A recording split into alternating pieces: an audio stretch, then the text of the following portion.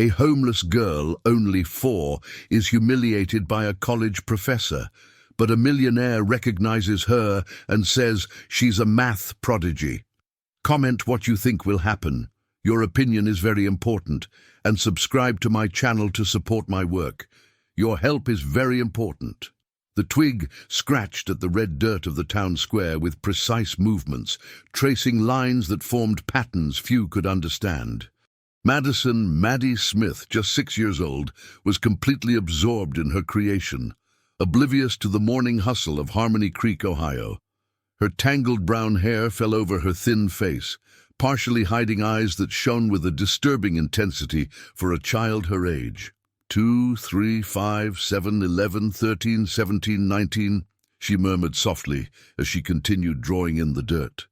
Each number she spoke corresponded to a complex symbol she etched into the ground, creating a pattern that seemed to follow a mathematical logic incomprehensible to any passerby. Harmony Creek's town square slowly awoke that September morning. Shopkeepers opened their small businesses, retirees headed to benches under the old oak trees, and children ran between the geometric tiles that decorated the ground. But Maddie remained still in her corner, sitting on a piece of torn cardboard with a small metal can beside her, her only source of income. Her clothes were a mismatched collection of poorly sewn scraps, a dress that had once been blue but now carried all the colors of dust and rain. Her bare feet were dirty, but her fingers moved with the delicacy of an artist as she manipulated the twig, creating shapes that defied the simplicity of her tool. "Hey kid, you're in the way," complained Mrs. Higgins, a middle-aged woman who sold donuts at the farmer's market. "Move it before someone trips over you." Maddie looked up, her brown eyes reflecting a maturity that didn't match her age. She watched the woman for a few seconds, as if calculating something, before simply returning her attention to the drawings in the dirt. There was no defiance in her silence, just a quiet determination that made people uncomfortable. The girl had arrived at the square 2 years ago when she turned 4. No one knew exactly where she came from or who her parents were. Some shopkeepers whispered that she had been abandoned by a family that couldn't afford more children. Others speculated that she had run away from somewhere far away. But everyone agreed on one thing: there was something different about that child. 23, 29, 31, 37, Maddie continued, her voice low but firm. The prime numbers flowed from her mouth like a prayer, while her fingers created corresponding geometric shapes. Each symbol was unique, but all followed a pattern that only she understood. Around the square, life continued its normal rhythm. Baker Joe waved to his first customers, Shoeshiner Sam prepared his chair for another day's work, and the children from Harmony Creek Elementary ran toward their classes. But Maddie remained in her private universe, where numbers and shapes danced in perfect harmony. She stopped drawing for a moment and observed the tiles in the square. Each one had a different geometric pattern, and Maddie had spent months studying how they fit together. She had discovered that the sequence followed a complex mathematical progression, something that even the engineer who designed the square hadn't consciously realized. 41, 43, 47, she murmured, returning to her drawings.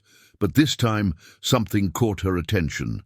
Voices approached, carrying words that she rarely heard in the square. So the Fibonacci sequence can be applied in the analysis of financial markets, but we also find similar patterns in prime number progressions when we apply Goldbach's conjecture. Maddie abruptly raised her head. 2 people were approaching, a well-dressed, middle-aged man speaking animatedly with a younger woman carrying a notebook. They walked toward the community center, clearly absorbed in their academic conversation.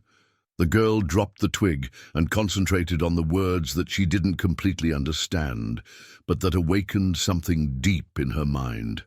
Goldbach's conjecture, Fibonacci sequence, prime numbers. It was like hearing pieces of a language she had always known how to speak, but had never heard spoken by others. But if we consider the distribution of twin primes, especially when we apply Chen's theorem to sequences greater than 10-7, the man continued. Maddie closed her eyes, allowing the numbers to dance in her mind. 10-7, 10 million. She visualized the sequence, the patterns, the distributions. There was something not quite right in the man's explanation. He was forgetting an important factor in the equation. Without realizing it, she began to murmur the correction. But the asymptotic density needs to consider the natural logarithm. Otherwise, the progression doesn't hold after the 10th twin prime. The man stopped walking abruptly. He looked around, searching for the source of that childish voice that had just corrected a subtle error in his explanation. His eyes finally landed on Maddie, who had returned to drawing in the dirt as if nothing had happened. "Did you hear that?" he asked the woman accompanying him. "Hear what?" she replied, confused. The man, Professor Caldwell, 45, a specialist in advanced mathematics from Ohio State University, felt a mixture of disbelief and irritation. He was sure that someone had commented on his explanation, correcting a technical detail that few of his own colleagues would notice. He observed Maddie more attentively. The girl was clearly homeless, dirty, and poorly dressed. It was impossible that she had made that comment. It must have been his imagination, or perhaps someone nearby. Maddie continued drawing, but now she felt the weight of the man's gaze on her. There was something familiar about that sensation, the same she felt when solving problems too complex for her age. It was as if she knew things she shouldn't know, understood patterns she shouldn't understand. "Come on, Caldwell," said the woman. "We'll be late for the lecture." But the professor remained observing Maddie for a few more seconds. There was something disturbing about that child, something he couldn't define. Finally, he shook his head and moved on. As they walked away, Maddie sighed deeply. She returned her attention to the drawings in the dirt, but now her mind was agitated. For the first time in 2 years, she had heard someone talking about numbers in the way she understood them. It was as if a door had opened in her solitary world. She looked at the symbols she had created during the morning. Each one represented a prime number, but also carried an emotional meaning. They were her only constant companions, the only elements of her life that never abandoned or judged her. The morning progressed, and other residents of the square began to appear. Mrs. Gable, who sold flowers, approached with her habitual expression of maternal concern. "Honey, have you eaten anything today?" she asked, offering a piece of bread left over from her own breakfast.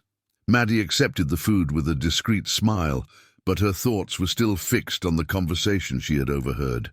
For the first time in a long time, she felt that maybe she wasn't the only person in the world who saw numbers the way she did.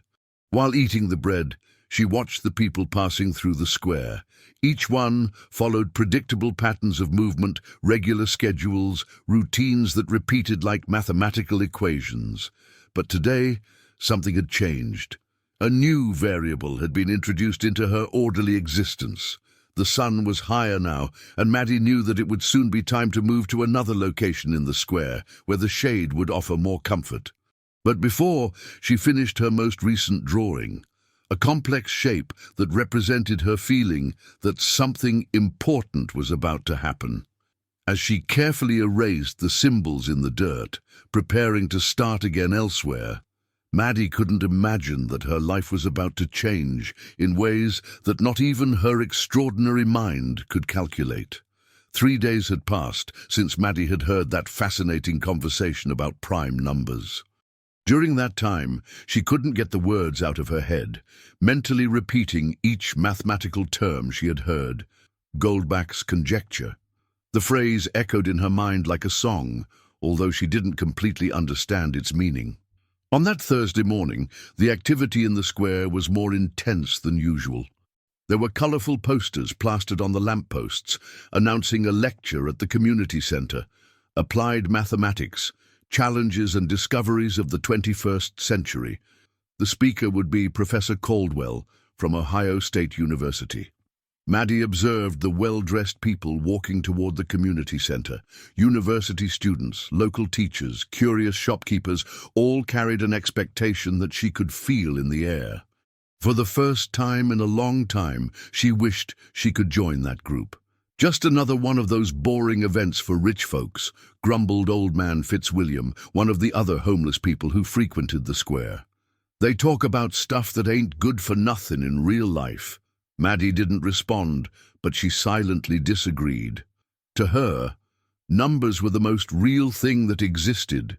They never lied, never abandoned her, never judged her for her appearance or social status. During the morning, she positioned herself strategically near the entrance to the community center.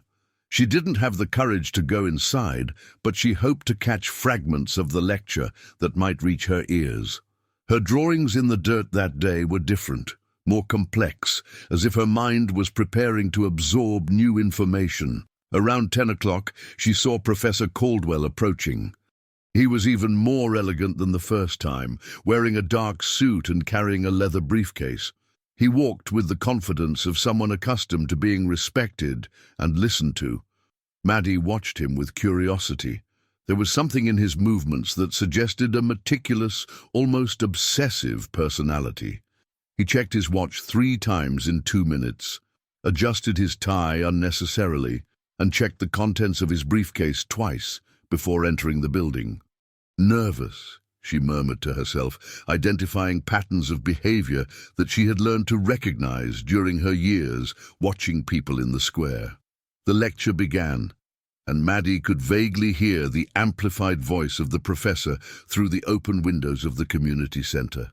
He spoke about practical applications of advanced mathematics, using terms that made her heart race. Infinite sequences, geometric progressions, convergence theorems. She closed her eyes and tried to visualize the concepts he described. In her mind, the numbers took on shapes and colors, dancing in patterns that she could almost touch. It was as if she was receiving pieces of a gigantic puzzle that she had always known existed. During the explanation, the professor presented a complex problem to the audience. Consider a sequence where each term is the sum of the squares of the 2 previous prime numbers, starting with 2 and 3. What would be the 10th term of that progression? And how could we determine if that sequence converges to a finite limit? Maddie opened her eyes abruptly. Her mind began to work automatically. 22 plus 32, 4 plus 9, 13, then 32 plus 13, 9 plus 169, 178. But wait, 13 wasn't prime, so the sequence was incorrect as presented. The next prime after 3 would be 5, so, without realizing it, she began to murmur the correct sequence. 2, 3, 5, 7. So it would be 22 plus 32 circa 13, then 32 plus 52, 34, then 52 plus 72, verse 74. Her voice, although low, carried the mathematical confidence of someone who completely mastered the subject. She continued calculating mentally, determining not only the first 10 terms, but also identifying a pattern of growth that suggested divergence. "The sequence diverges," she concluded aloud, still absorbed in her calculations. "Each term grows exponentially because we are squaring numbers that are already large. The limit tends to infinity." At that moment, the doors of the community center opened abruptly. Professor Caldwell came out irritated, followed by some of the event organizers. There was a heated discussion going on. "Someone is interfering with my lecture," he exclaimed, visibly disturbed. "There's someone outside correcting my examples and disrupting my concentration." "But Professor, we don't see anyone out here," replied one of the organizers, looking around the almost empty square.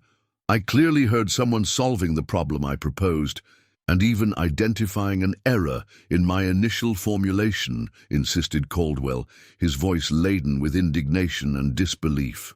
Maddie, who was sitting a few feet away, continued absorbed in her calculations, drawing in the dirt a visual representation of the sequence she had solved. She didn't realize the commotion she had caused. The professor walked through the square, searching for the source of the voice he had heard. His eyes passed over Maddie several times, but he couldn't imagine that a homeless child could be responsible for the sophisticated mathematical observations that had disturbed his presentation. Maybe it was someone using a cell phone or radio, suggested one of the organizers, trying to calm the situation. No, retorted Caldwell firmly. It was someone solving the problem in real time, identifying nuances that even my university colleagues would have difficulty perceiving. Meanwhile, Maddie had finished her calculations and was now drawing a graphical representation of the divergence of the sequence. Her lines in the dirt formed an ascending curve that perfectly illustrated the mathematical behavior she had identified. It was at that moment that something terrible happened. Caldwell, still agitated and looking for the person responsible for the interference, was walking back towards the community center without paying attention to the path.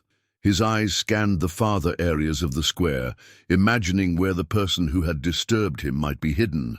Maddie, completely focused on her drawings, had moved slightly to have more space for her graphic representation. She was crouched right in the middle of the stone path leading to the entrance of the community center, totally oblivious to what was happening around her. The professor, looking in the opposite direction, didn't see the girl in his path. His hurried steps and his irritation prevented him from paying attention to what was directly in front of him. The impact was inevitable. Caldwell violently tripped over Maddie, losing his balance and falling heavily to the ground. His papers scattered across the square, his briefcase opened, and he was covered in the red dirt that the girl used for her drawings. "What are you doing in the middle of the path?" he shouted, getting up furious and shaking the dust off his clothes. "Irresponsible kid! Where are your parents?" Maddie, who had been knocked down hard, was sitting on the ground, looking at the man with a mixture of fear and confusion. She had never been confronted with so much anger directed specifically at her. I was just drawing," she murmured, her voice almost inaudible. "Drawing? In the middle of the path?" Caldwell continued shouting, his public humiliation fueling his fury. "Kids like you should be in school, not bothering important people. Where's your family? Why aren't you being supervised properly?" Each word hit Maddie like a physical blow. She had never been treated with such hostility by someone who should, theoretically, share her passion for numbers. The man she had admired from a distance was now publicly humiliating her. "I'm sorry," she whispered, trying to gather the drawings that had been destroyed in the impact. "Sorry, you almost made me break my neck, and you completely ruined my presentation," Caldwell continued, unaware of the cruelty of his words. "People like you shouldn't be in public places without proper supervision." The people who had come out of the community center to see what was happening watched the scene in uncomfortable silence. Some whispered to each other, clearly embarrassed by the professor's disproportionate reaction. Maddie got up slowly, her small hands trembling as she tried to wipe the dirt off her already dirty clothes. She looked one last time at the remains of her mathematical drawings scattered on the ground, then raised her eyes to meet Caldwell's furious gaze. At that moment, something broke inside her. The hope that had begun to blossom, that perhaps she could find someone who understood her passion for numbers, was crushed by the cruel reality of her social condition. Without saying a word, she ran away, leaving behind the fragments of her drawings and carrying with her an emotional wound that would forever change her relationship with the academic world. George Hayes was standing in the shade of one of the old oak trees in the square when he witnessed the entire scene. The 52-year-old businessman had arrived early for the lecture, but preferred to stay outside for a few minutes, watching the activity of the town he loved so much. Harmony Creek had always been his refuge after difficult days at the regional candy factory he had built with his own hands. When he saw the professor trip over the girl, his first reaction was concern. But when he heard the shouts and humiliations directed at that small child, something deep stirred in his chest. an old and familiar anger mixed with a pain that he had carried for almost 8 years. Gratuitous meanness, he muttered to himself, watching Maddie run away in tears. George knew that feeling of helplessness well. He had experienced similar moments when he lost his daughter Lily in a car accident. At the time, he himself had yelled at doctors, nurses, anyone who was nearby, venting his pain on targets who didn't deserve his fury. But there was something else that had caught his attention during all that confusion.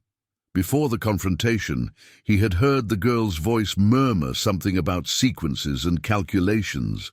In the midst of the chaos, her words had sounded surprisingly coherent and technical for a child her age. George approached the area where Maddie had been drawing. The drawings in the dirt were partially destroyed, but it was still possible to identify some patterns. He crouched down, examining more closely those strange symbols that the girl had created. Interesting, he said to himself, vaguely recognizing some geometric shapes that he remembered from his math classes in his youth. There was something too organized in those drawings to be just childish scribbles. Professor Caldwell, still visibly irritated, collected his scattered papers with the help of the event organizers. George watched him for a few moments, feeling a growing antipathy for that man who had treated a child with such cruelty. "Professor," said George, approaching the group, "don't you think you were a little too harsh with the girl?" Caldwell looked up, clearly still disturbed by the incident. "Excuse me, who are you?" "George Hayes. I'm a businessman here in town, and I was waiting to attend your lecture," he replied, maintaining a polite but firm tone. "But now I'm more interested in understanding why an educated adult found it necessary to yell like that at a child." "The child was in the middle of the path," Caldwell protested, his defensiveness revealing that he himself didn't feel comfortable with his reaction. "She could have seriously hurt me, and she got hurt too," George replied calmly, "but I didn't see her yelling at you." An awkward silence took over the group. Some of those present discreetly agreed with George, while others tried to ease the tension. "Well, let's go back to the lecture," suggested one of the organizers, clearly uncomfortable with the direction the conversation was taking. George remained in the square after everyone entered the community center. He couldn't get out of his head the image of that girl running away in tears, nor the complex drawings she had created in the dirt. There was something there that deserved investigation. During the next hour, he walked around the square looking for Maddie. He discreetly asked some shopkeepers if they knew the girl, and gradually he put together a picture of her situation. "That girl, she's been here for about 2 years, said Mrs. Higgins, the donut vendor. "Strange kid, always scribbling things on the ground, but she's never bothered anyone, doesn't steal or cause problems." "Does she have family?" asked George. "Not that I know of. Sleeps around, eats what she can get. Some of us give her food when we have leftovers, but she's very proud, doesn't like to ask for anything." "And does she always draw those mathematical things?" Mrs. Higgins laughed. "Mathematical? They're just scribbles, mister. A poor kid like that can't even read properly, let alone math." George thanked her for the information, but he couldn't agree with that assessment. The patterns he had seen were too complex to be just scribbles. There was organization, logic, a progression that suggested real knowledge. He finally found Maddie in the late afternoon, hidden behind the First Presbyterian Church, in a small shaded area where few people passed. She was sitting with her knees hugged to her chest, staring blankly at the dirt floor. George approached slowly, trying not to scare her. "Hi," he said gently, keeping a respectful distance. "Are you okay?" Maddie looked up, clearly still shaken by the events of the morning. She watched him cautiously, like an injured animal, assessing whether the person in front of her represented a new threat. "I saw what happened this morning," George continued, sitting on the ground a few feet away from her. "The professor was very cruel to you. I'm sorry about that." "Why are you talking to me?" asked Maddie, her voice small but suspicious. During her 2 years living on the street, she had learned that well-dressed adults rarely approached her with good intentions. Because I thought what they did to you was unfair, and because I was curious about your drawings, George replied honestly. They seemed very interesting. For the first time since morning, a spark of interest shone in Maddie's eyes. You understand number drawings? A little, George lied partially. He had basic knowledge of mathematics from his business studies, but nothing that compared to what he had seen in the girl's drawings. Could you show me how you do it? Maddie hesitated for a long moment. The humiliation of the morning still hurt, but something in that man's voice seemed genuine. Unlike the professor, he showed no hurry or arrogance. They're not just drawings, she said finally, picking up a small twig.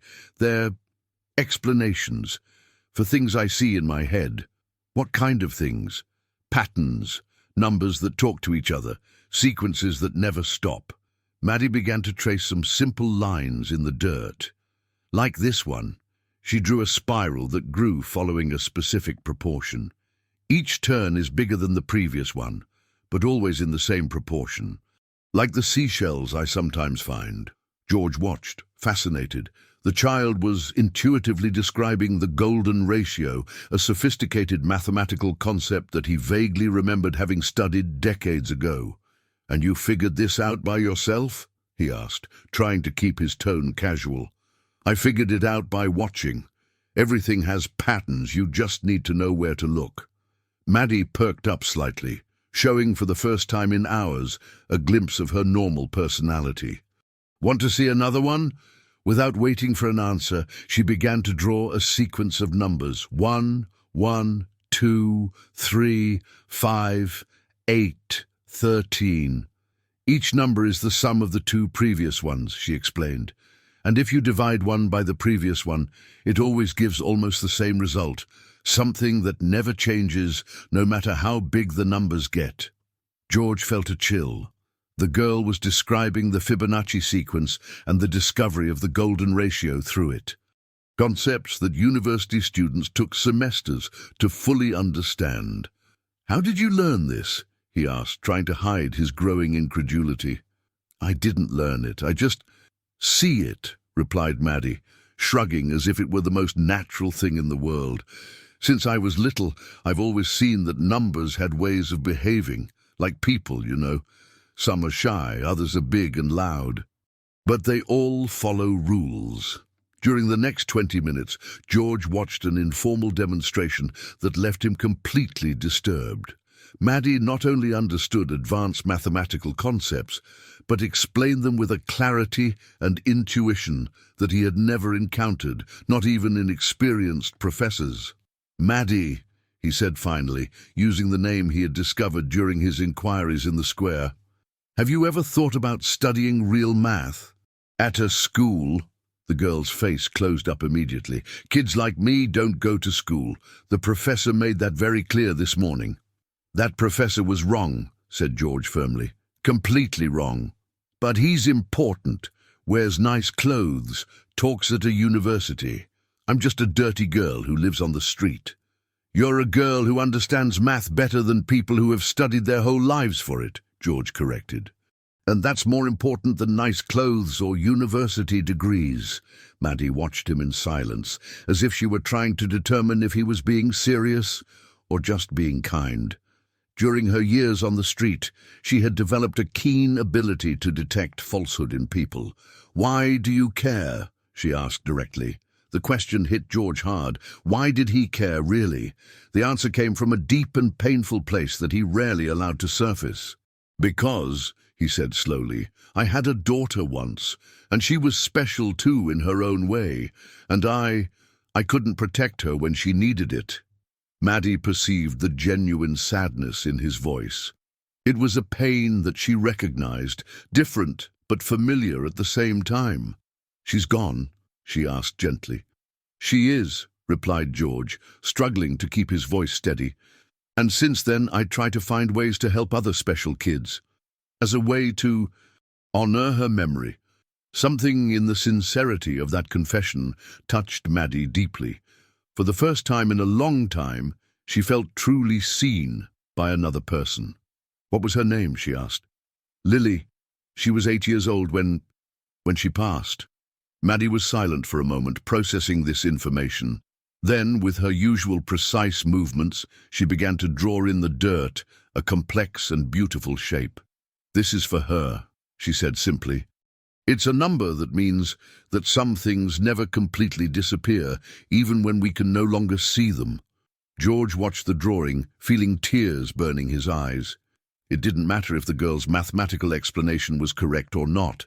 The gesture of compassion from a child who had just met him touched his heart in a way that he hadn't experienced in years. At that moment, a silent connection formed between them. Two people wounded by life, finding each other through the universal language of numbers and the mutual understanding of pain. 3 weeks had passed since the first meeting between George and Maddie. During this period, the businessman had returned to the square several times, always with a plausible excuse to be there: meetings with local suppliers, visits to the bank, shopping at the central market. But his real goal was to observe the girl and better understand her extraordinary abilities. Maddie, in turn, had become more cautious after the public humiliation. She had changed her usual schedules and locations, avoiding the busiest areas of the square during times when important people might pass by. The trust that she had begun to develop in relation to numbers as a form of expression had been shaken by the professor's violent reaction. On that October morning, George arrived at the square earlier than usual. He had brought with him something he had bought discreetly in Columbus during a business trip: a basic mathematics book hidden inside a bag of pastries he had bought at the local bakery. He found Maddie in her new refuge, a shady corner behind the gazebo, where she had restarted her drawings in the dirt. This time, however, her patterns were different, simpler, less bold, as if she were censoring herself. "Good morning," said George, approaching carefully. During the previous weeks, he had learned that sudden movements or too much familiarity scared the girl. "Hi, Mr. Hayes," replied Maddie, briefly raising her eyes before returning her attention to the ground. She had started calling him that naturally, a sign of respect mixed with the formality that children in the area learned from an early age. "I brought you breakfast," he said, offering some pastries. "And, well, maybe something else that might interest you." Curious, Maddie watched as he carefully removed the book from the bag. It was a simple volume with a faded blue cover. "Mathematics Fundamentals, Series and Sequences." "What's that?" she asked, but her eyes were already shining with an intensity that George had learned to recognize. "It's a book about the numbers you like to study. I thought you might want to take a look," he replied, trying to sound casual. "But it's our secret, okay? Some people might not understand." Maddie took the book reverently, as if she were holding a treasure. Her small hands trembled slightly as she opened the first page. The symbols and formulas she found there were familiar in a way that she couldn't explain. "I know this," she murmured, pointing to a sequence of numbers on the initial page. "It's the same thing I draw, just written differently." George watched, fascinated, as Maddie leafed through the book. She stopped at certain pages, studying diagrams and formulas with intense concentration. Occasionally, she murmured comments to herself, as if she were having a conversation with the numbers themselves. "This part is wrong," she said suddenly, pointing to an explanation about geometric progressions. "They forgot to consider when the first term is 0. The formula doesn't work like that." George checked the page and realized that she was right. There was a small footnote mentioning the exception, but the main explanation really had a gap that could confuse beginning students. "How did you know that?" he asked, genuinely impressed. "Because I tested it in my head," Maddie replied simply. "I always test the numbers to see if they make sense. When something doesn't add up, I feel like it's weird." During the next hour, George witnessed something that would forever change his perception of intelligence and education. Maddie wasn't just reading the book. She was devouring it, absorbing complex concepts with a speed that defied any rational explanation. "Mr. Hayes," she said at one point, "can I ask you a question?" "Sure. Why do people think math is hard? For me, it's like Like breathing, the numbers simply make sense. The question touched something deep in George. He remembered his own difficulties with math in school, the sleepless nights studying for tests, the feeling that he was fighting against something that others seemed to understand naturally. "I think it's because most of us need to learn step by step, with a lot of effort," he replied honestly. "You have a special gift, Maddie. It's like you speak a language you were born knowing." "But that makes me weird, doesn't it?" she asked, a shadow of sadness crossing her face. "The professor said that kids like me shouldn't be in places where important people stay." "The professor was wrong," said George firmly. "Completely wrong. Your gift is something rare and valuable. It shouldn't be hidden or belittled." Maddie watched him for a long moment, as if she were trying to decide if she could trust him completely. Finally, she seemed to reach a conclusion. "Can I show you something I've never shown anyone?" she asked in a low voice. George nodded, feeling that he was about to witness something important. Maddie looked around to make sure they were alone, then began to draw in the dirt, something completely different from her usual patterns. It was a series of complex equations, interconnected by lines and symbols that she had created intuitively. "It's about people," she explained as she drew. "I discovered that I can calculate things about how people behave using numbers." George watched, intrigued and slightly disturbed. "How so?"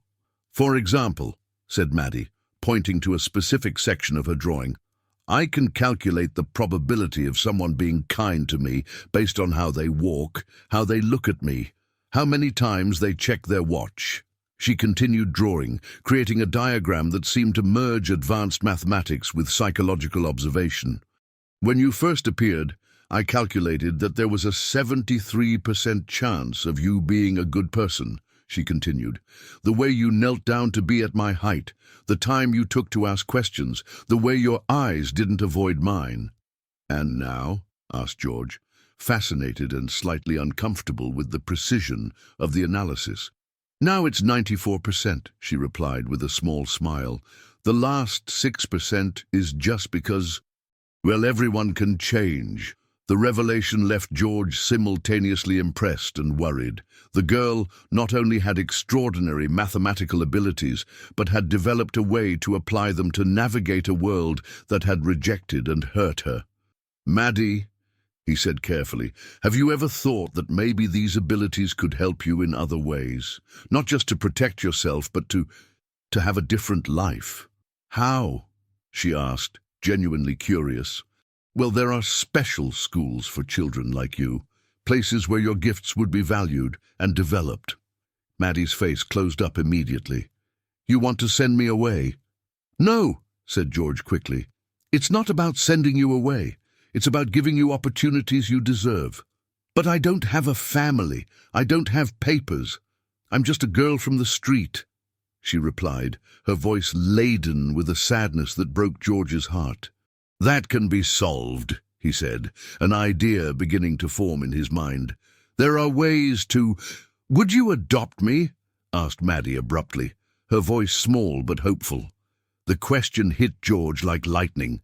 He hadn't considered that concrete possibility, although he knew that he had been developing paternal feelings towards the girl. It would be complicated," he said, struggling with his own emotions. "There are processes, bureaucracies, and I don't know if I would be the best father for someone with your special gifts. But you understand me," said Maddie simply, "and you're not afraid of my numbers." The silence that followed was charged with emotion. George knew he was at a turning point. Casual visits and secret books wouldn't be enough to truly help that extraordinary child. "Let me think about it," he said finally, "about all the possibilities. But I promise I won't abandon you." "Do you really promise?" asked Maddie, extending her pinky finger in the traditional childhood promise. George smiled, intertwining his finger with hers. "I really promise." As they said goodbye that morning, both knew that something had fundamentally changed in their relationship. They were no longer a well-intentioned businessman and a homeless girl. They were becoming an improvised family, united by shared pain and the mutual discovery that perhaps they could heal each other's wounds.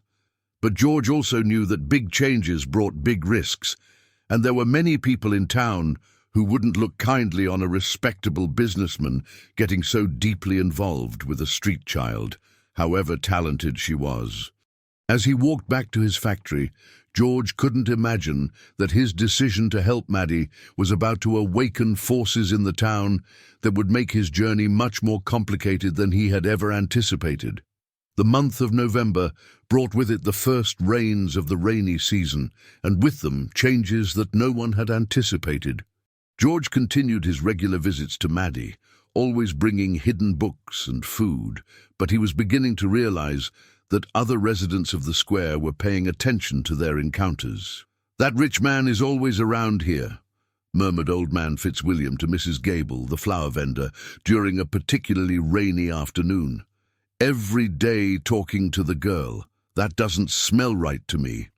Mrs. Gable, who had always been protective of Maddie, began to share the concern.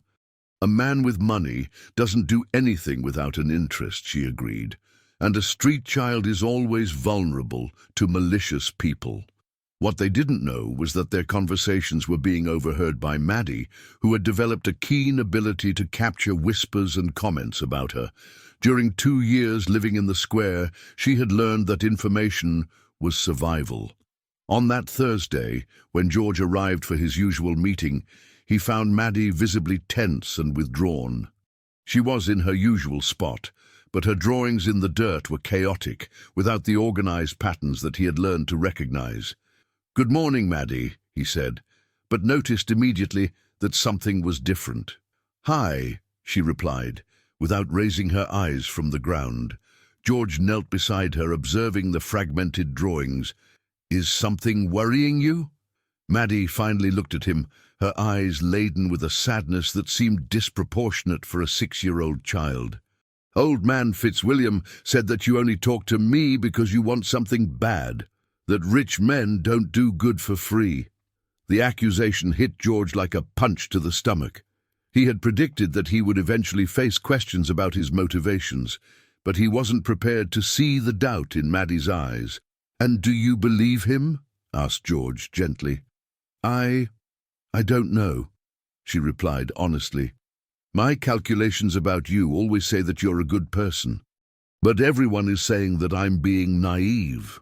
"What kind of calculations?" asked George, trying to redirect the conversation to a territory more comfortable for both. Maddie hesitated for a moment, then began to draw in the dirt.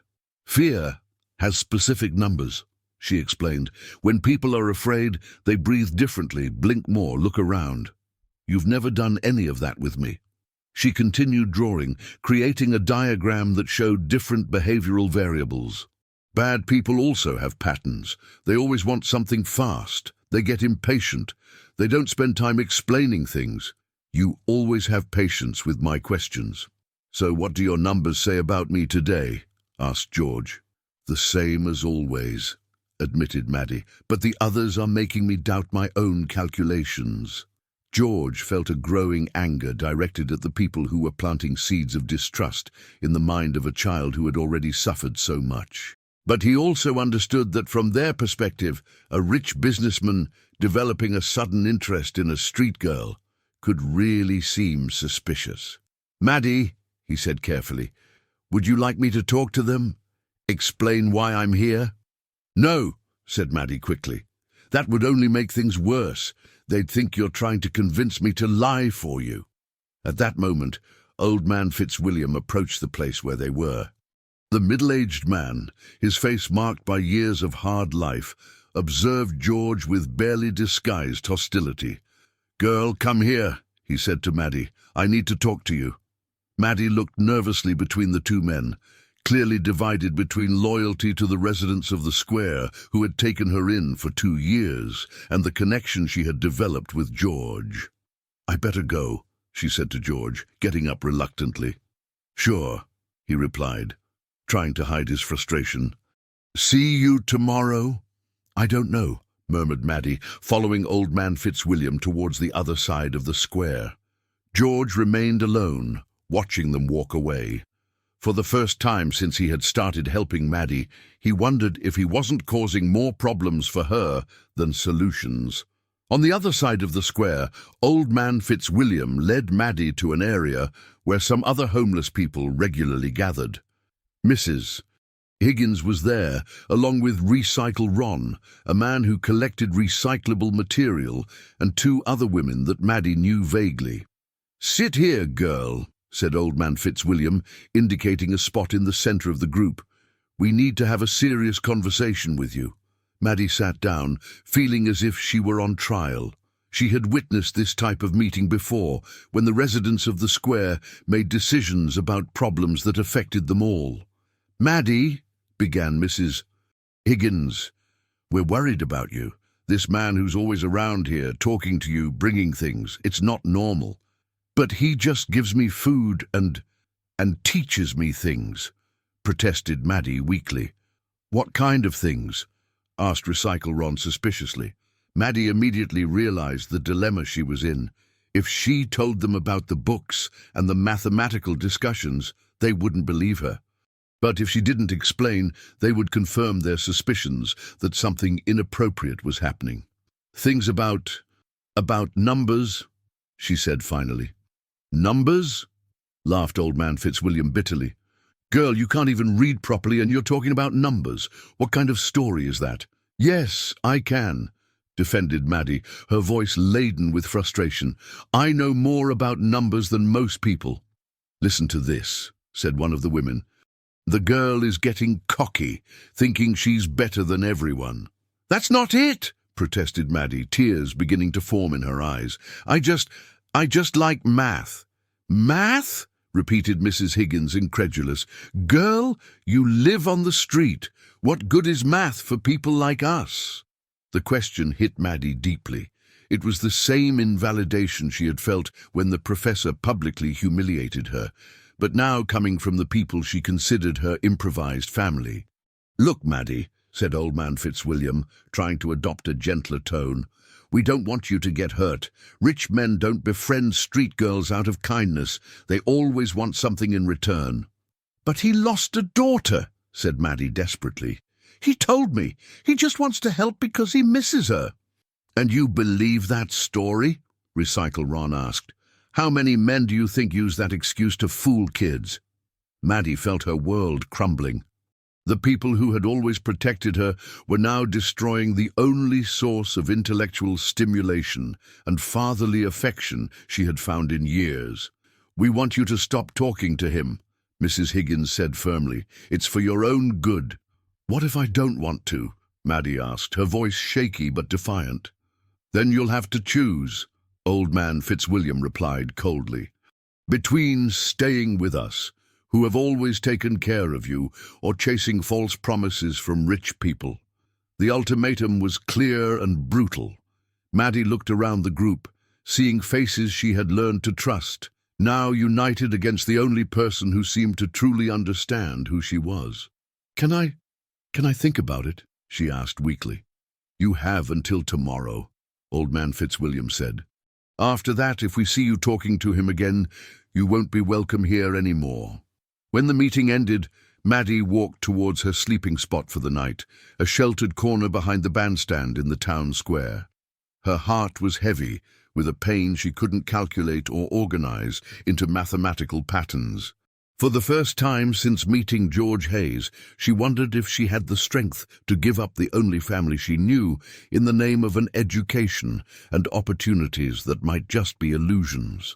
As she tried to sleep that night, with the sound of rain pattering on the leaves of the old trees, Maddie didn't know that her decision would change not only her own life, but also awaken consequences that none of her mathematical calculations could predict. On the other side of town, George Hayes also couldn't sleep, worried about the future of an extraordinary girl who seemed destined to be misunderstood by everyone around her, including those who claimed to protect her. The early morning brought with it more than rain. It brought a storm that would change everything. Maddie had spent the entire night awake, mentally calculating the probabilities of different decisions, trying to find an equation that would solve her impossible dilemma. When the first rays began to streak the sky, she still hadn't reached a conclusion. At 5 in the morning, the rain that had started gently turned into a violent thunderstorm. Strong winds shook the old trees in the town square, and water began to form puddles that quickly became rushing streams. Maddie sheltered as best she could behind the bandstand, but she knew that this precarious protection wouldn't last long. In a matter of hours, the situation became desperate. The torrential rain destroyed the small improvised shelter where she kept her few belongings. 2 changes of clothes she'd managed to gather during the year, a thin blanket, and most devastatingly, the books that George Hayes had given her. "No, no, no!" she cried, running to try to save what was left. But when she reached the spot, she found only soaked papers and torn pages.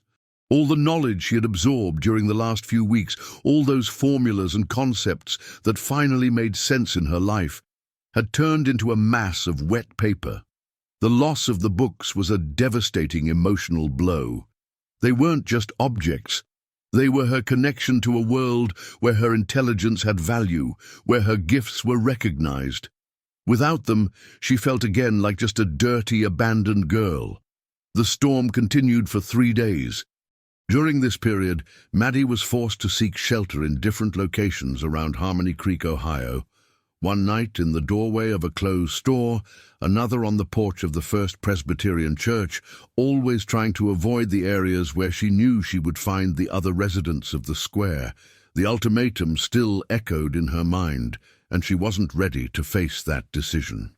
On the second day of the storm, something unexpected happened.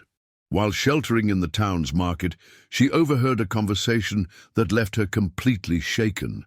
That businessman, George Hayes, has been asking about the girl from the town square, one of the merchants said to another. My sister-in-law works at City Hall and said he went there yesterday wanting to know about adoption processes. Adoption? Repeated the other woman, surprised. He wants to adopt Maddie? It seems so. But you know how it is. A single man wanting to adopt a street girl. The people at social services are wary. Maddie felt her heart race. George Hayes had really considered the possibility of adopting her? It wasn't just casual conversation. He had taken concrete steps, sought official information. For the first time in days, a spark of hope shone in her chest. But the conversation continued, and what she heard next devastated her. The problem is that the people in the square are spreading rumors that there's something strange about this story, continued the first woman. They say the girl is very close to him, that he gives her gifts, talks to her alone. You know how people interpret these things. Good heavens, sighed the second, and the girl's so young. If what they're saying is true. We don't know if it's true, interrupted the first, but it was enough for social services to open an investigation. I heard they're going to prohibit him from approaching the child until everything is clarified. Maddie felt the world collapse around her.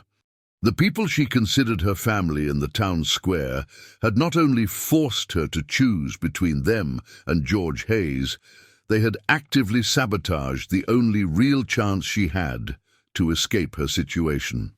That night, sheltered in a small chapel on the outskirts of Harmony Creek, Ohio, Maddie cried, as she hadn't cried since her first days abandoned in the square. They weren't just tears of sadness, but of a deep anger and a feeling of betrayal that she didn't know how to process. On the third day of the storm, when the rains finally subsided, Maddie made a decision that would surprise everyone. Instead of returning to the town square, she decided to look for George Hayes. She needed to know if the conversations she had heard were true, and mainly, she needed to understand why the people who claimed to protect her were determined to destroy her only opportunity for a better life. She found George Hayes at his factory, in a small building on the outskirts of Harmony Creek, Ohio, where he produced his regional sweets. She had never been there before, but she knew the location because she had heard people in the town square commenting about the rich candy maker. When she knocked on the office door, she was soaked, shivering from the cold, and visibly shaken. George Hayes greeted her with a mixture of relief and concern. "Maddie, where have you been? I looked for you in the square for 3 days," he exclaimed, offering her a towel and a chair near the heater. Did you really go to City Hall to ask about adoption?" she asked directly, without beating around the bush. George Hayes stopped moving, realizing that he had been discovered. "How did you find out?" "I heard people talking. And I also heard that the people in the square are spreading lies about you, that social services will prohibit you from talking to me." The silence that followed confirmed Maddie's fears. George Hayes sat down heavily in his chair, running his hands over his face with an expression of defeat. "It's true," he admitted. "Yesterday I received an official visit. I can no longer approach you until an investigation is completed." "But why?" Maddie asked, her voice full of despair. "Why do they want to stop me from having a chance?" "Because," George Hayes said sadly, "sometimes people do terrible things pretending they are protecting children. And because of those people, when someone genuinely wants to help, everyone becomes suspicious." "But your numbers have always been good," Maddie said, tears streaming down her face. "My calculations have never been wrong about you." "I know, dear. But other people don't know your calculations. They just see a rich man interested in a poor girl and automatically assume the worst." Maddie was silent for a long moment, processing the injustice of the situation. Finally, she looked up to meet George Hayes's gaze. "And now, what will happen to me?" "Now," George Hayes said, choosing his words carefully, "you need to go back to the town square. Stay with the people that authority recognizes as your temporary guardians. And I need to find a way to prove that my intentions are genuine." "How long will that take?" "I don't know. It could be weeks. It could be months." The reality of the situation settled over Maddie like a crushing weight. She had lost her books in the storm, lost the support of the people in the square, and now she was also losing the only person who understood and valued her intelligence. "Your books," she said suddenly, remembering the destruction. "The storm destroyed all of them." "Books can be replaced," George Hayes replied gently. "What matters is that the knowledge is already in your head. No one can take that away from you. But without you to bring me new books, how will I continue learning?" The question broke George Hayes's heart. He knew he was being forced to abandon an extraordinary child in a situation where her gifts would be not only wasted, but actively discouraged. "You will find a way," he said, trying to inject confidence into his voice. "People like you always find a way." When Maddie got up to leave, George Hayes did something he knew could further complicate his situation, but that he couldn't help doing. He took a small scientific calculator from his desk and handed it to her. "Hide this," he said. "It's for you to continue exploring numbers while I find a way to resolve this situation." Maddie took the calculator as if it were the most precious object in the world. It was small enough to be hidden easily, but contained mathematical functions she had never seen before. "Thank you," she whispered, storing the device in the inside pocket of her wet clothes. "Maddie," George Hayes said as she was leaving, "I promise I will find a way to help you. It may take time, but I won't give up on you." As she walked back to the town square under a still threatening sky, Maddie felt like she was entering the loneliest and most desperate period of her life. She had lost everything: her belongings, her books, the support of her street family, and now also the companionship of the only person who recognized her value. But in her pocket, the calculator represented a promise, and in her mind, all the mathematical concepts she had absorbed remained intact, waiting for the opportunity to be applied again. When she arrived at the town square, she found Old Man Fitzwilliam and the others waiting for her.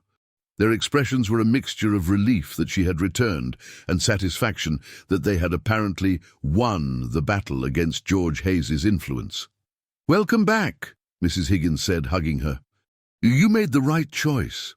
But as Maddie accepted the hugs and words of welcome, she wondered if they would ever understand what they had really taken away from her, and if she would have the strength to survive the intellectual isolation that stretched out before her. 2 weeks had passed since Maddie's forced return to the town square. During this period, she had become a dark version of herself. The street residents interpreted her quietness as a sign that she had matured and accepted her situation, but the reality was very different. Maddie was suffering from a form of intellectual depression that none of them could understand. At night, when everyone was asleep, she secretly explored the calculator that George Hayes had given her. The trigonometric, logarithmic, and exponential functions opened up new mathematical universes in her mind, but also accentuated her loneliness. It was like having access to an entire library while trapped in a solitary cell. On that December morning, an unusual movement in the town square caught her attention. There was an official car from the university parked near the cultural center, and well-dressed people were talking animatedly near the entrance. Maddie recognized some faces. They were the organizers who had been present during the fateful lecture in September.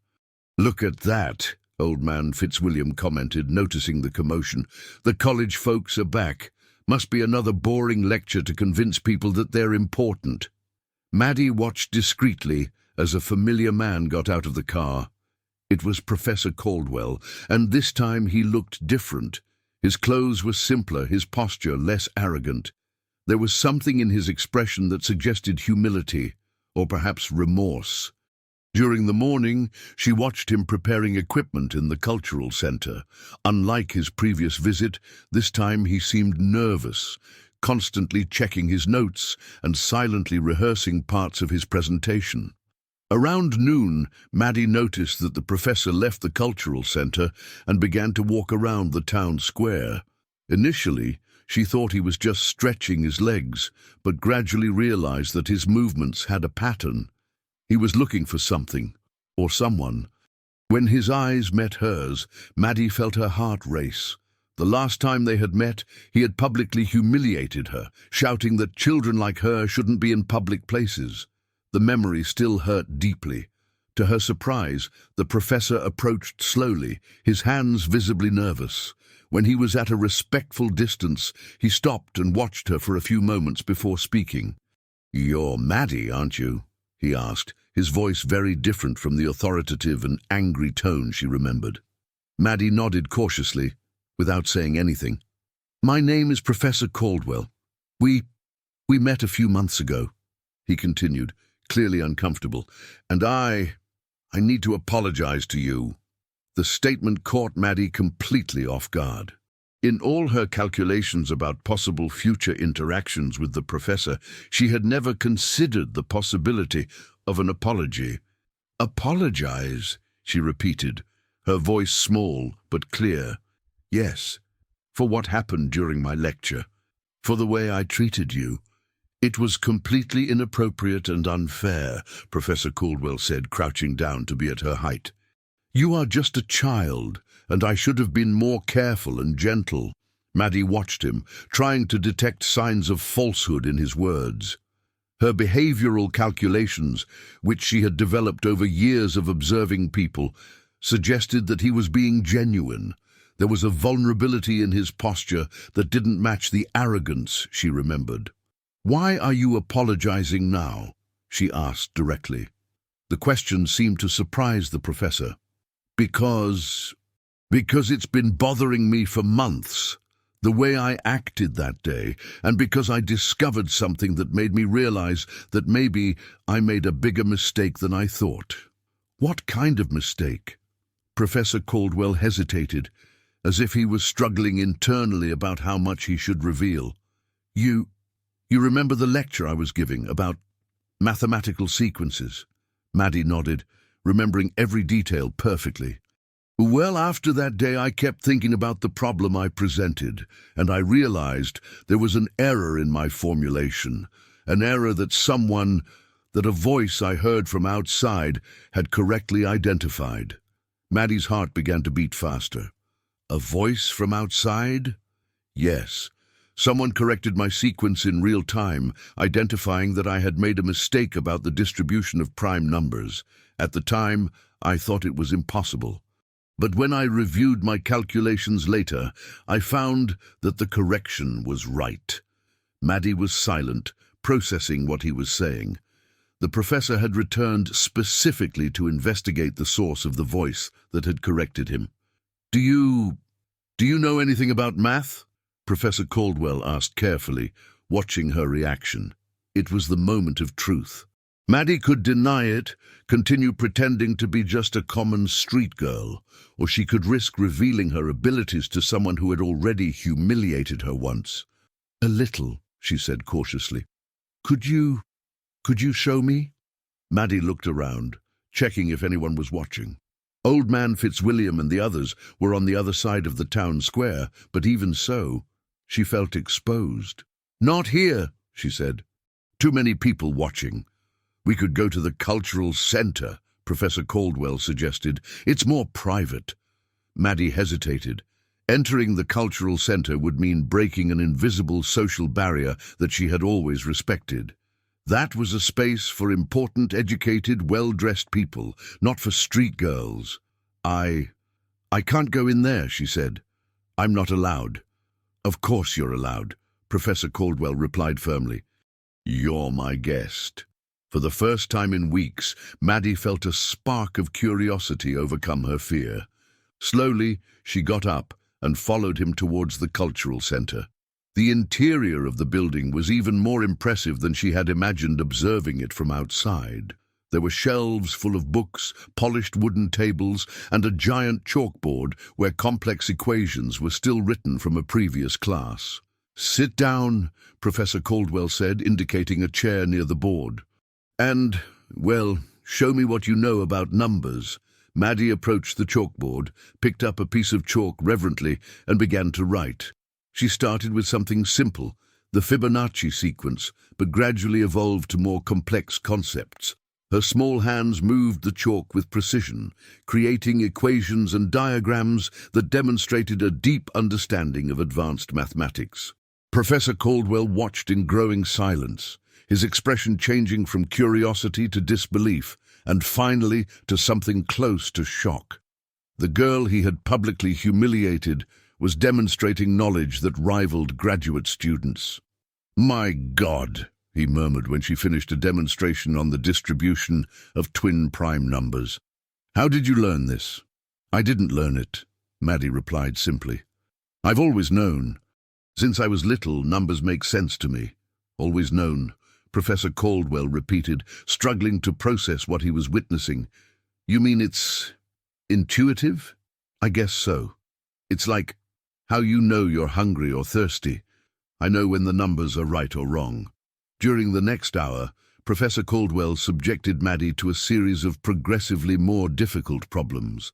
She solved each one with an ease that defied any rational explanation. Not only did she solve the problems, but she often identified more elegant methods of solution than those he himself knew. Maddie, he said finally, his voice full of emotion, you have an extraordinary gift. You are one of the most brilliant mathematical minds I have ever encountered. The words she had dreamed of hearing were finally spoken, but coming from the last person she expected to say them. But you said that children like me shouldn't be in important places, she reminded him, her voice full of hurt. I was wrong, Professor Caldwell admitted, covering his face with his hands, completely, shamefully wrong. And now I realize that I almost destroyed something precious out of pure prejudice and arrogance. What are you going to do now? Maddie asked, a mixture of hope and fear in her voice. Now, Professor Caldwell said, standing up with determination, I'm going to try to fix the mistake I made. I'm going to find a way to make sure you have access to the education you deserve. But how? I have no family, no documents, no money. That doesn't matter, he replied. When someone has a gift like yours, society has an obligation to nurture it. I'm going to talk to the university, with educational authorities, with whoever is necessary. For the first time in weeks, Maddie felt a real hope growing in her chest, but she also felt fear. Hope had been something dangerous in her life. It always seemed to lead to disappointment. "What if it doesn't work?" she asked. "It will work," Professor Caldwell promised. "I won't allow a talent like yours to be wasted because of my mistakes of the past." When they left the cultural center that afternoon, both knew that something fundamental had changed. Maddie had found an unexpected advocate in someone who had once hurt her deeply, and Professor Caldwell had discovered that his actions had consequences that went far beyond the moment they were committed. But neither of them could imagine that this new alliance would awaken forces in Harmony Creek, Ohio, that would make the fight for Maddie's education much more complicated than any mathematical equation she had ever solved. The news spread through the small town of Harmony Creek, Ohio, like wildfire. In just 2 days, the whole town knew that the renowned Professor Caldwell from the university had discovered a street girl with extraordinary mathematical abilities. What started as whispers in the town's market quickly turned into heated discussions in the bars, shops, and even the First Presbyterian Church. Maddie, who had experienced a few days of renewed hope after her session in the cultural center, began to realize that attention wasn't always a positive thing. People who had never looked directly at her now watched her with morbid curiosity, as if she were a rare animal in the zoo.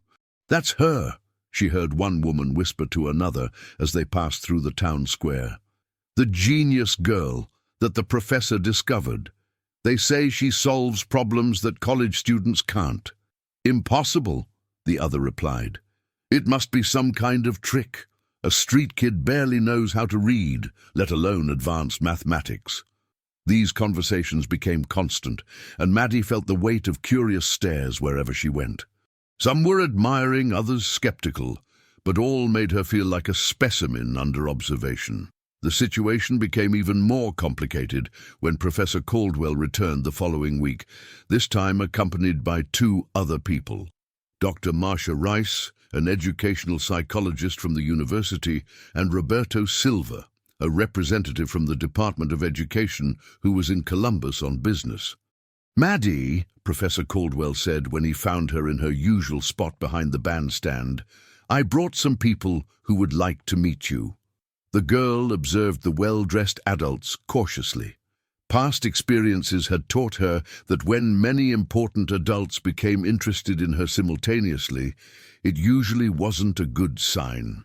"Hello, Maddie," Dr. Marcia said with a professional smile.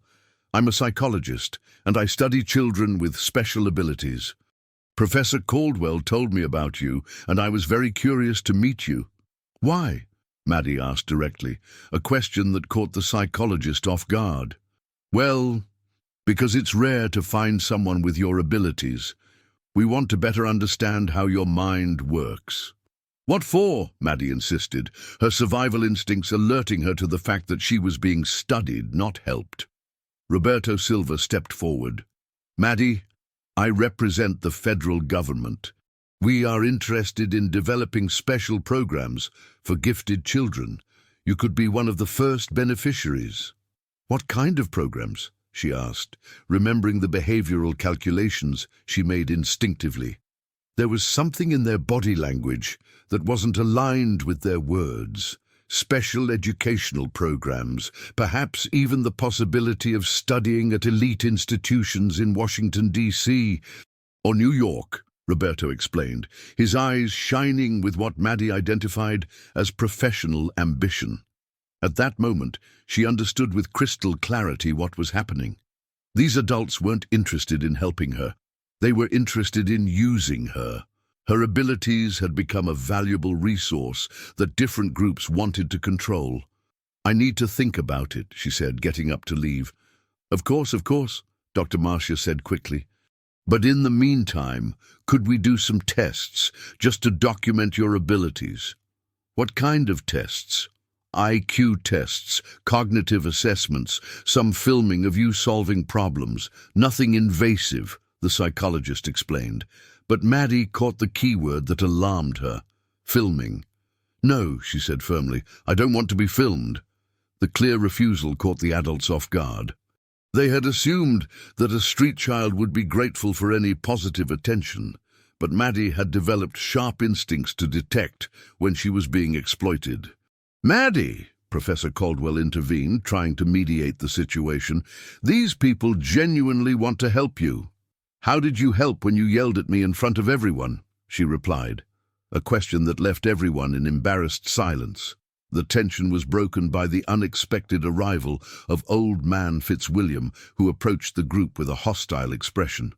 "What are you doing with the girl?" he asked, positioning himself protectively in front of Maddie. "We are offering educational opportunities," Roberto explained, clearly irritated by the interruption. "Opportunities?" Old Man Fitzwilliam laughed bitterly. "Like the ones that the other rich guy offered? We already know how those stories end." "What are you talking about?" Dr. Marcia asked. "The businessman who was filling her head with promises. Even social services had to intervene to protect the girl," Old Man Fitzwilliam explained, referring to George Hayes. Professor Caldwell frowned.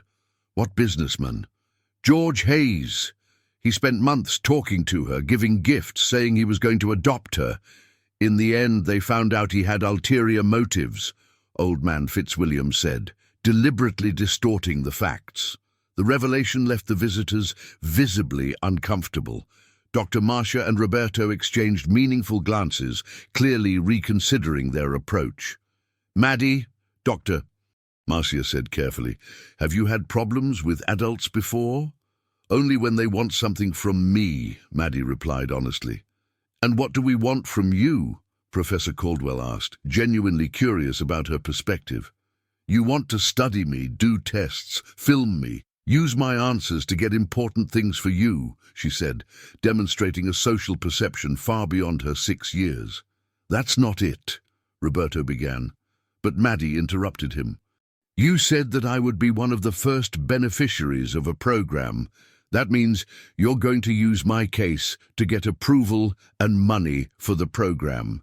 Then other people will manage the program, and I'll just be the example that helped you get what you wanted." The silence that followed was devastating. Maddie's analysis had hit the center of the real motivations of at least some of those present.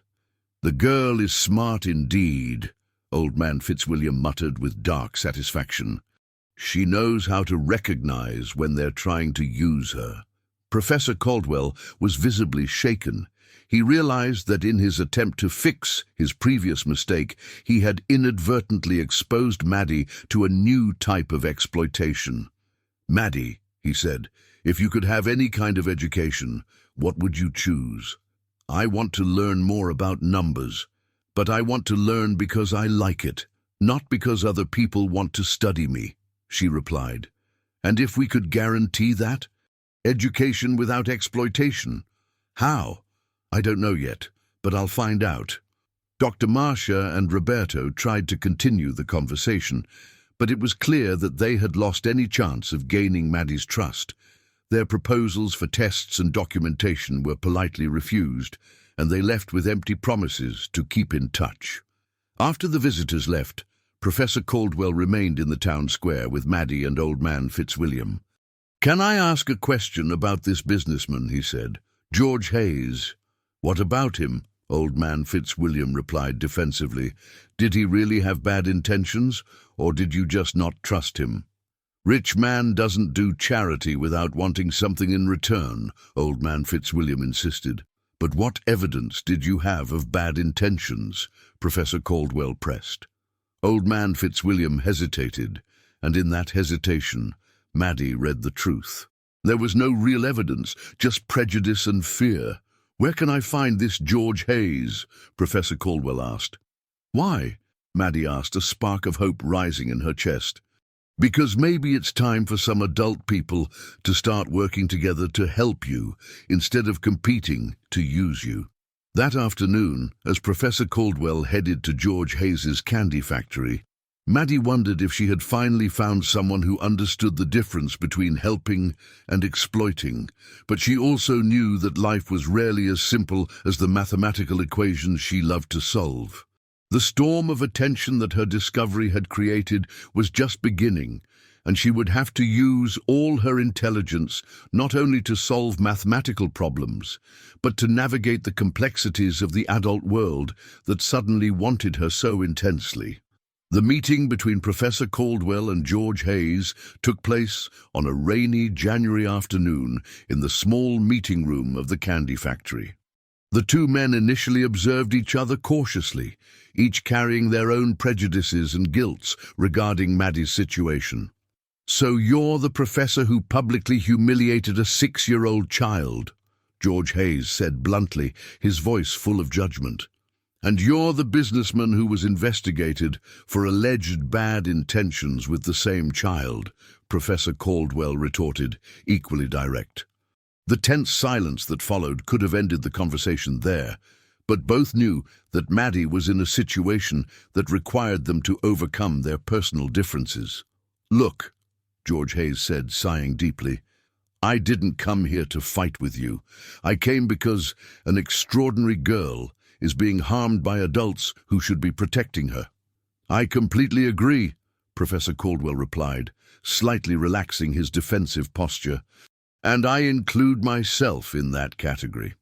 During the next hour, the two men shared their experiences with Maddie.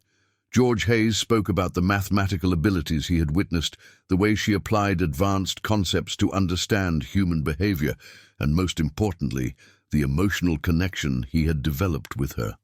Professor Caldwell, in turn, described his discovery of Maddie's extraordinary capabilities, his remorse for his initial treatment, and his growing concern that she was being seen as a scientific curiosity rather than a child who needed proper care and education. "What worries me most," George Hayes said, "is that she's starting to distrust all adults. And she has good reason to. But not all," Professor Caldwell corrected. "She still trusts you. When I mentioned your name, I saw hope in her eyes for the first time. Hope that was destroyed when social services decided that a single man shouldn't have an interest in helping a child," George Hayes replied bitterly. "What if it wasn't a single man?" Professor Caldwell asked suddenly. "What do you mean? What if there was a more traditional family structure and official academic support, and sufficient resources to ensure she received the best possible education?"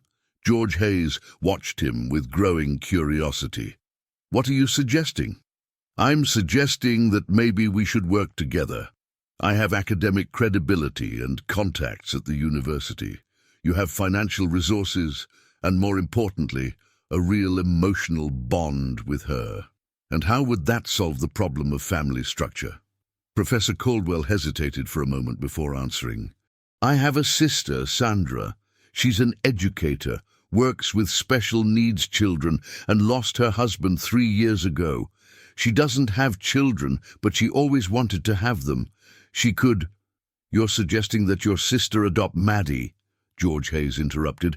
"I'm suggesting that we explore all the possibilities. Sandra lives in Columbus, has a suitable house, works in special education. It would be an ideal environment for a gifted child." George Hayes was silent for a long time, processing the proposal. There was logic in the suggestion, but there was also a personal pain that he wasn't prepared to face. "And my role in all this would be," he asked finally. "You would continue to be an important father figure in her life. You would finance her education, maintain regular contact. But she would have a mother, a stable home, access to the best schools." In Columbus, George Hayes said, the reality of the separation beginning to set in, at least initially. But Maddie will eventually need educational resources that Harmony Creek, Ohio, simply can't offer. At that moment, the conversation was interrupted by the unexpected arrival of Maddie herself. She had managed to escape Old Man Fitzwilliam's surveillance and walked alone to the factory, motivated by curiosity about the meeting between the two most important men in her life. "Maddie!" George Hayes exclaimed, surprised and worried. "How did you get here?" "Walking," she replied simply. "I wanted to know what you were talking about me." The two men exchanged glances, realizing that they had been caught making plans about her future without including her in the discussion. "Sit down," Professor Caldwell said, indicating a chair. "You have a right to know." During the next 20 minutes, they carefully explained the situation to Maddie. They talked about the educational limitations of Harmony Creek, Ohio, about the possibility of an adoptive family in Columbus, about the opportunities that would be available to her. Maddie listened to everything in silence, her big eyes processing each word. When they finished, she was quiet for a long time, clearly making the mental calculations that always helped her make decisions. "You want to send me away," she said finally, her voice small but clear. "We don't want to send you away," George Hayes corrected quickly. "We want to give you opportunities." "It's the same thing," she replied. "Sending away to give opportunities is still sending away." "But you can't stay in the town square forever," Professor Caldwell said gently.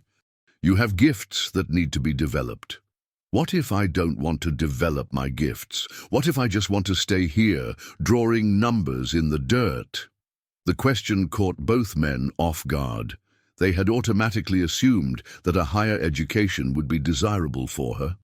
"Why wouldn't you want to learn more?" George Hayes asked. "Because every time I show what I know, people want to use me or send me away," Maddie replied honestly. "Maybe it's safer to pretend I don't know anything." The revelation was devastating. One of the most brilliant minds either of them had encountered was considering hiding for fear of exploitation. "Maddie," Professor Caldwell said, kneeling next to her chair, "I promise that I will never allow anyone to use you. Your knowledge is yours, to do what you want with it. And I promise," George Hayes added, "that any decision about your future will be yours. Not adults deciding what's best for you. Even if I decide to stay in the town square?" "Even if you decide to stay in the town square," George Hayes confirmed, although the pain in his voice was evident.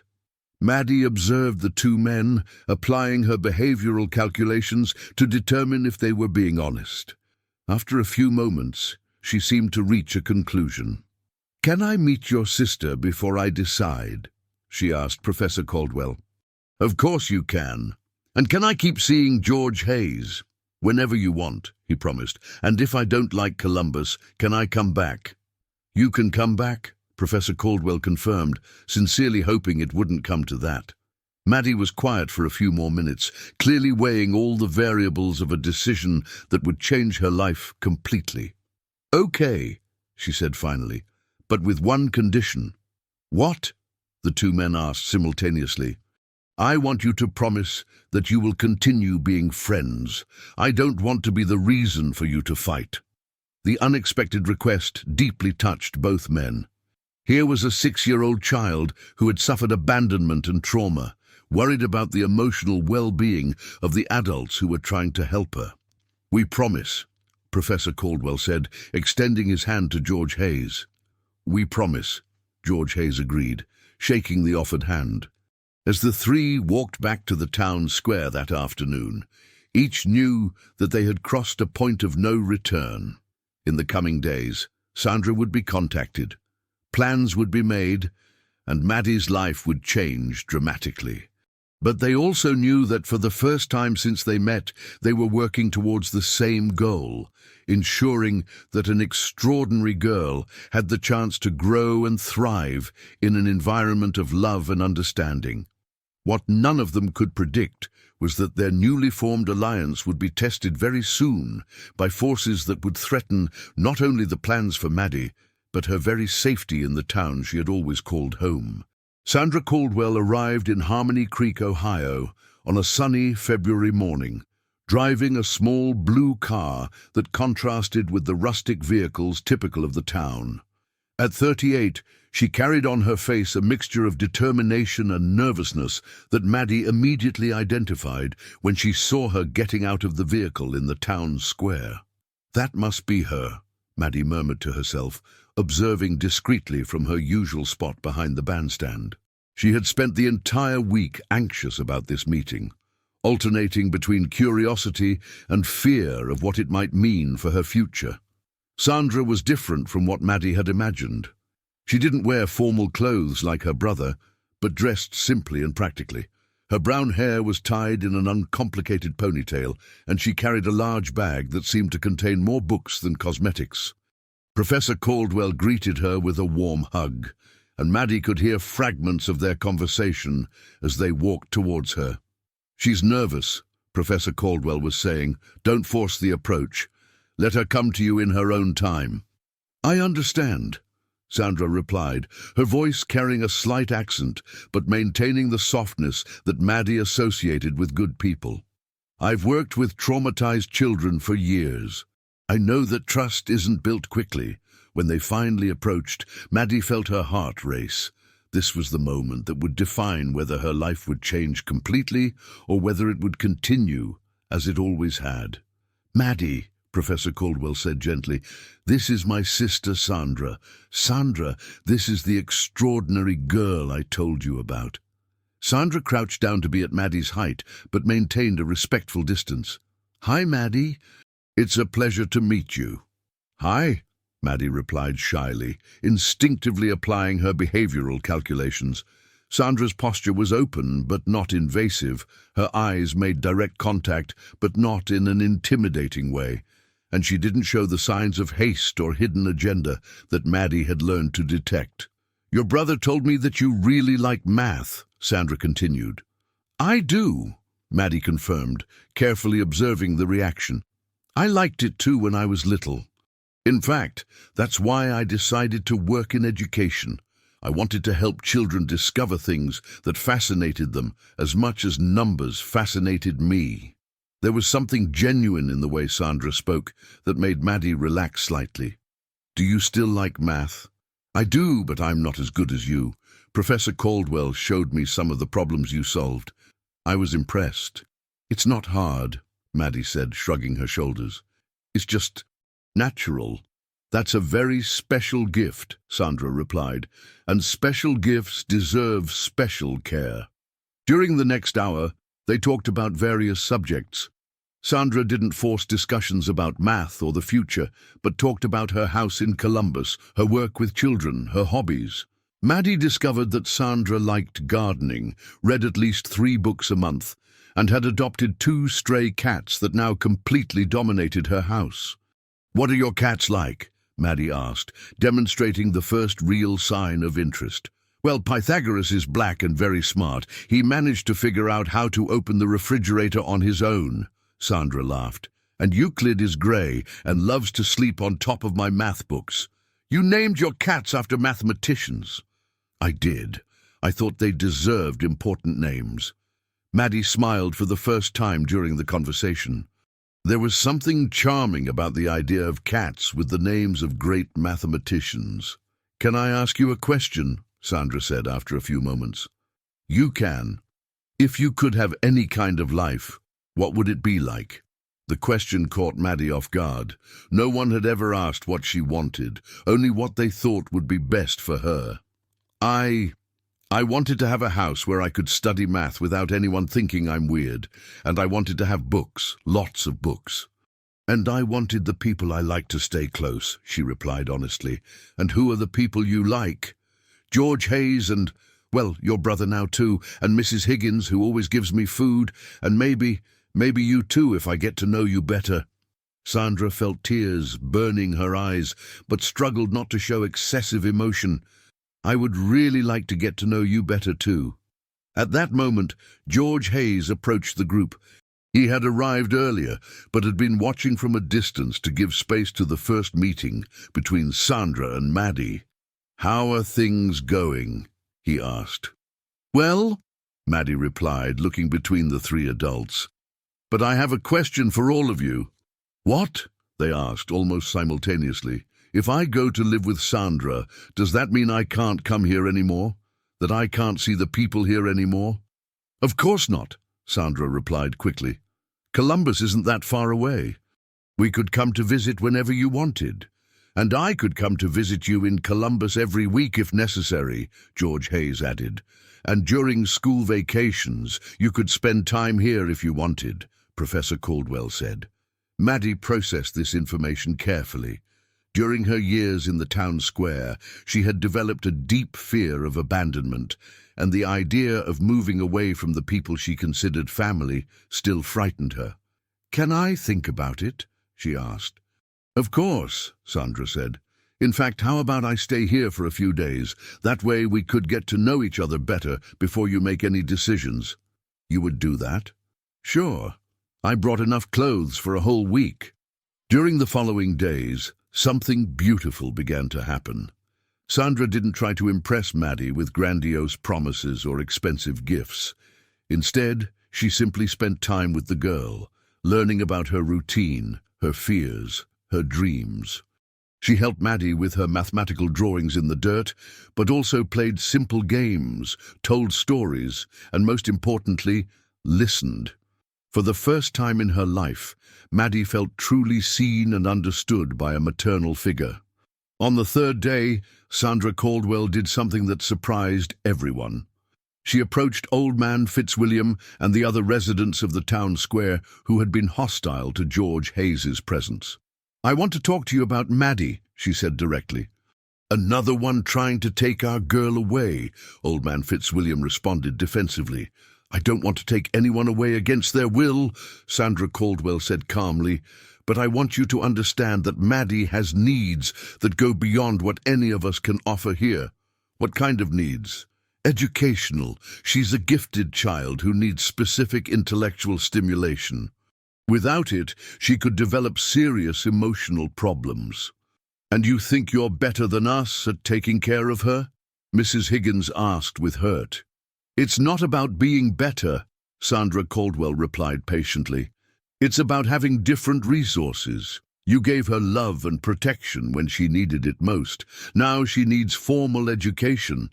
And what if she doesn't adapt there? What if you get tired of her?" Old Man Fitzwilliam questioned. "Then she always has a place here," Sandra Caldwell promised, "and you're always welcome to visit her in Columbus." The conversation lasted over an hour, and gradually some of the residents of the town square began to understand that Sandra Caldwell wasn't trying to steal Maddie from them, but rather expand her family. At the end of the week, when it was time for Sandra Caldwell to return to Columbus, Maddie made a decision that surprised everyone. "I want to go with you," she said simply, "but not forever, just to try it out." "Are you sure?" Sandra Caldwell asked, trying to hide her joy. "I am, but I want to come back here at the end of each month to see everyone." "Of course you can. And I want Mr. Hayes to visit me every week." "Deal. And if I don't like it, I want to be able to come back without anyone getting mad at me." "No one will get mad," Sandra Caldwell promised. As Maddie packed her few belongings that afternoon, carefully including the calculator that George Hayes had given her, she felt a mixture of fear and anticipation that she had never experienced before. For the first time in her life, she was actively choosing her future instead of simply surviving the present. And although the prospect of change still scared her, there was something exciting about the possibility of discovering how far her extraordinary mind could take her. When Sandra Caldwell's blue car disappeared down the dirt road leading to Columbus, taking with it a 6-year-old girl who carried mathematical secrets in her brilliant mind, everyone present knew that they were witnessing the beginning of a journey that would change not only Maddie's life, but also the lives of everyone who had chosen to love her. Maddie's first week in Columbus was a whirlwind of new experiences that tested all her adaptation mechanisms. Sandra Caldwell's house, located in the Short North neighborhood, was a completely different universe from everything she had known. Walls covered in books, a carefully cultivated garden, and especially silence, a luxury she didn't know existed. "You can choose any room you want," Sandra Caldwell had said on the first day, showing her 3 different options. Maddie chose the smallest, explaining that large spaces made her feel lost. Sandra Caldwell understood immediately and helped decorate the room with a few small plants and a low bookcase for the books that would gradually arrive.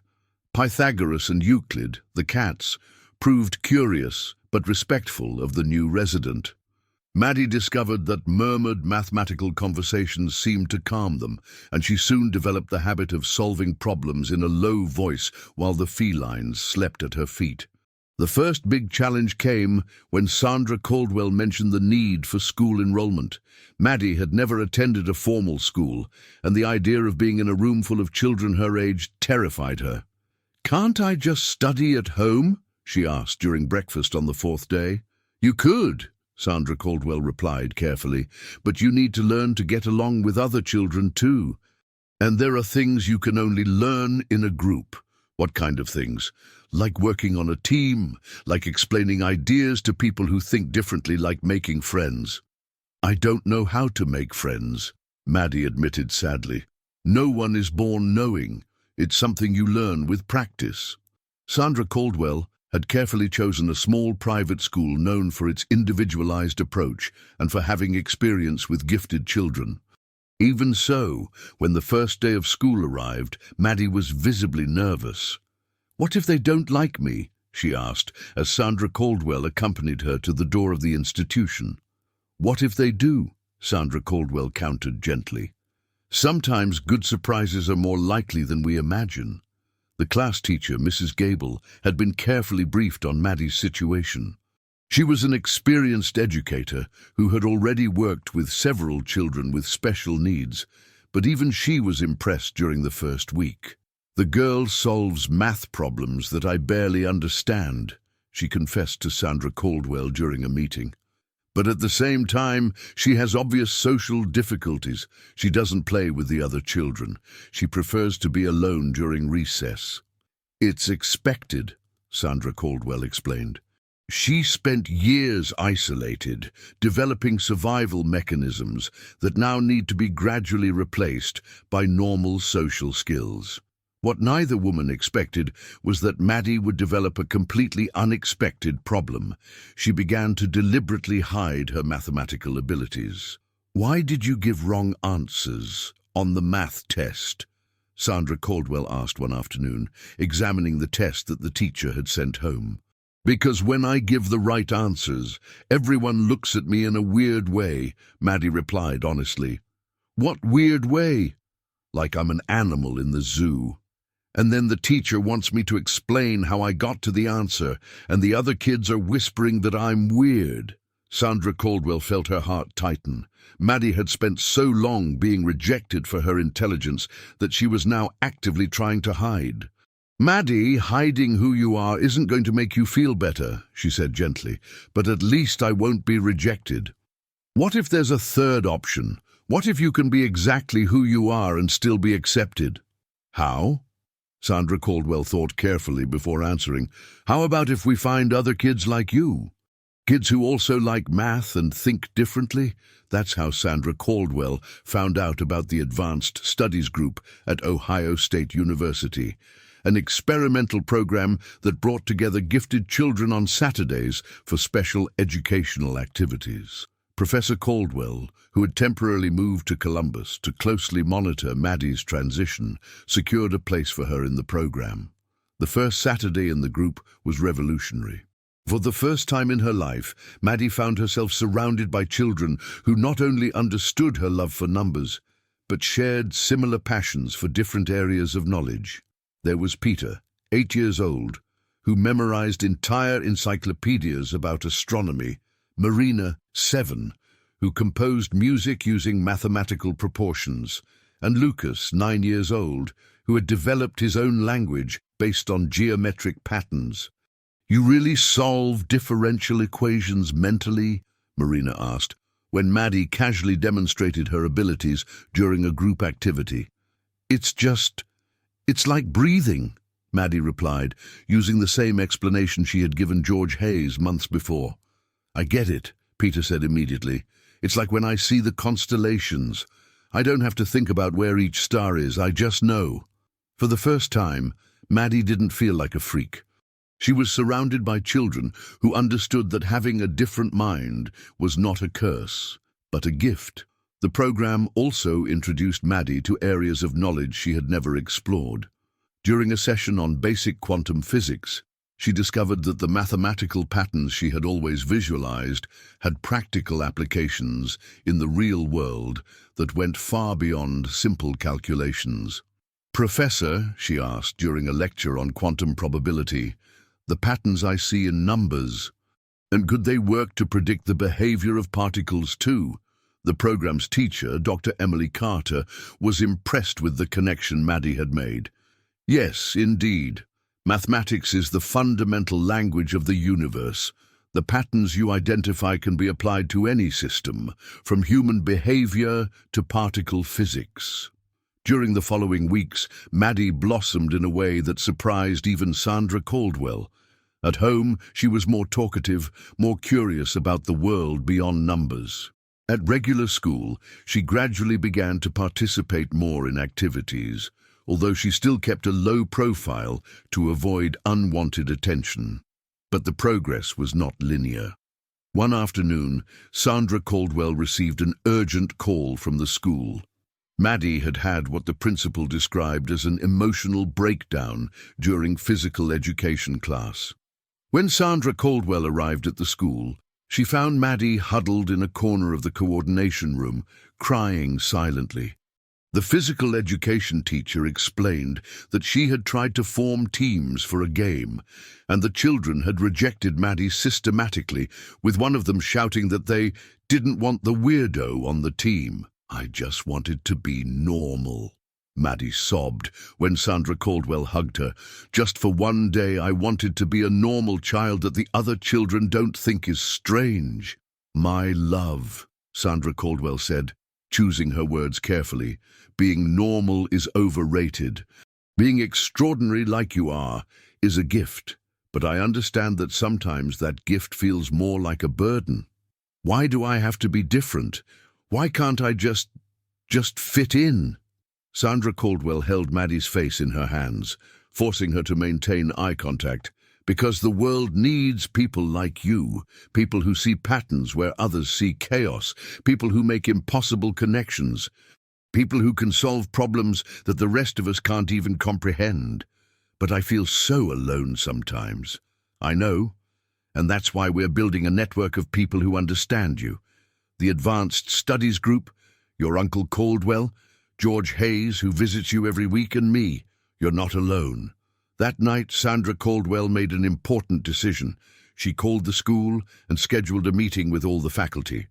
If Maddie was going to attend that institution, they needed to understand not only her academic needs, but also the unique emotional challenges that gifted children face. "The issue is not to make Maddie fit the school's mold," she explained during the meeting. "The issue is to expand the mold to include different types of intelligence and emotional needs." The principal, an experienced woman named Mrs. Thompson, listened attentively. "What do you suggest?" "Awareness programs about individual differences for all children, activities that value different types of skills, not just traditional ones, and especially training for teachers on how to deal with gifted children." It was a gradual process, but the school began to implement changes. Maddie still faced social challenges, but now there was a support structure that recognized that her difficulties were not personal deficiencies, but natural consequences of having an extraordinary mind in a world that didn't always know how to deal with exceptionality. 3 months after her arrival in Columbus, Maddie was visibly more confident. She had made some friends in the Advanced Studies Group. She was adapting better to regular school, and mainly she had begun to accept that being different did not mean being defective. But just when things seemed to be stabilizing, an unexpected call from Harmony Creek, Ohio, brought news that would threaten all the new stability they had built so carefully. The call came one morning in May, when Maddie was in the garden helping Sandra Caldwell plant sunflower seedlings. The phone rang insistently, and something in the urgent tone made Sandra Caldwell drop the small shovel and run to answer. Maddie continued to stir the soil, but her keen ears caught fragments of the conversation that left her uneasy. "Caldwell? What happened? What? Are you sure? My God, yes, she's here with me. No, don't tell her anything yet. I'm going there." When Sandra Caldwell hung up the phone, her face was pale. Maddie, who had developed an extraordinary ability to read micro-expressions during her years on the street, realized immediately that something was terribly wrong. "What is it?" she asked, dropping the seedling she was planting. "Nothing serious," Sandra Caldwell lied, but her trembling voice betrayed her. Just some family matters I need to resolve in Harmony Creek, Ohio. Can I go with you?" "No, my love. It's better for you to stay here. I'll be back tomorrow." Maddie watched Sandra Caldwell hurry to pack a small suitcase, her nervous movements completely contradicting her reassuring words. During the 4 months they had spent together, Maddie had learned to trust Sandra Caldwell's behavioral patterns, and now they all indicated poorly disguised panic. That afternoon, alone at home with only Pythagoras and Euclid as company, Maddie tried to focus on the advanced math book she had received from the Advanced Studies group. But her mind kept returning to the mysterious call and Sandra Caldwell's reaction. Using the scientific calculator that George Hayes had given her and which had become her cherished object, she began to make probability calculations about possible scenarios that could have caused such urgency. The numbers, however, did not offer the usual comfort. There were too many variables, insufficient information. In Harmony Creek, Ohio, Sandra Caldwell arrived in the late afternoon and went directly to George Hayes's office, where she found Professor Caldwell waiting with a somber expression. On the table between them were scattered official documents and some old photographs. "Show her," George Hayes said without preamble when Sandra Caldwell entered. Professor Caldwell pushed a folder of documents towards her. "I received this morning from a colleague who works in the historical archive of the university. He was doing research on families in the area when he found this." Sandra Caldwell opened the folder and felt the world spinning around her. They were birth certificates, hospital records, and photographs that told a story none of them had imagined. "It can't be," she whispered, examining the documents more closely. "I didn't want to believe it either," Professor Caldwell said, "but we verified it 3 times. The data matches. What the documents revealed was devastating. Maddie wasn't an abandoned orphan as everyone had assumed. She had a living biological family, and that family had been looking for her for years. According to the records," George Hayes explained, his voice filled with pain, "she was abducted from a hospital in Columbus when she was 2 years old. The parents reported the disappearance, but the police never managed to find her." "But how did she end up in Harmony Creek, Ohio?" Sandra Caldwell asked, struggling to process the information. "Apparently," Professor Caldwell said, consulting his notes, "the kidnapper was a woman with mental health issues who believed that Maddie was her deceased daughter. She brought her here and abandoned her when she realized she couldn't take care of a child. And the parents? Where are they now?" "In Columbus. Robert and Carmen Oliveira. He's a physics professor at the same university where I work. She's a pediatrician. They never stopped looking." Sandra Caldwell felt tears burn her eyes. For 4 months, she had become attached to Maddie as if she were her own daughter. The idea that there were real parents desperately looking for the girl was both a relief and a personal tragedy. "Do they know?" she asked. "Not yet," George Hayes replied. "We wanted to talk to you first, decide how to handle this." "What do you mean, decide?" Sandra Caldwell asked, although she knew exactly what that meant. "Sandra," Professor Caldwell said gently, "you know we can't hide this information. Maddie has parents who love her and who have been suffering for 4 years with her absence." "I know," she whispered. "I know, but what if she doesn't want to go? What if she chooses to stay with me? Then we will respect her choice," George Hayes said firmly, "but she needs to have all the information to make that choice." The 3 spent the entire night discussing how to approach the situation. It was a circumstance for which no psychology manual had prepared Sandra Caldwell. How to tell a child that the entire life story she knew was false? How to explain that there were biological parents who had never stopped loving her. The next morning, Sandra Caldwell returned to Columbus with a heavy heart. She found Maddie in the garden, exactly where she had left her the day before, tending the sunflower seedlings with a dedication that broke her heart. "How did things go in Harmony Creek, Ohio?" Maddie asked, carefully observing Sandra Caldwell's expression. "Complicated," Sandra Caldwell replied honestly. "Maddie, I need to talk to you about something very important." They sat on the porch, with Pythagoras curling around Maddie's feet, as if sensing the tension in the air. Sandra Caldwell had mentally rehearsed this conversation throughout the trip back, but now that the moment had come, all the words seemed inadequate. "My love," she began, "do you remember how you arrived in Harmony Creek, Ohio? About your life before the town square?" "Not much," Maddie replied. "I remember a woman who took me from one place to another. She said I was her daughter, but then she left me in the town square and never came back." "And you never wondered about your real parents?" Maddie was silent for a long moment. "Sometimes," she admitted. "But whenever I asked people in the town square, they said I had probably been abandoned because my parents didn't want me." Sandra Caldwell felt an intense anger directed at all the adults who had allowed a child to grow up believing she was unloved. "Maddie, what if I told you that's not true? That your real parents love you very much and have been looking for you for years?" Maddie's eyes widened. "How do you know?" Sandra Caldwell carefully removed some of the photographs she had brought from Harmony Creek, Ohio.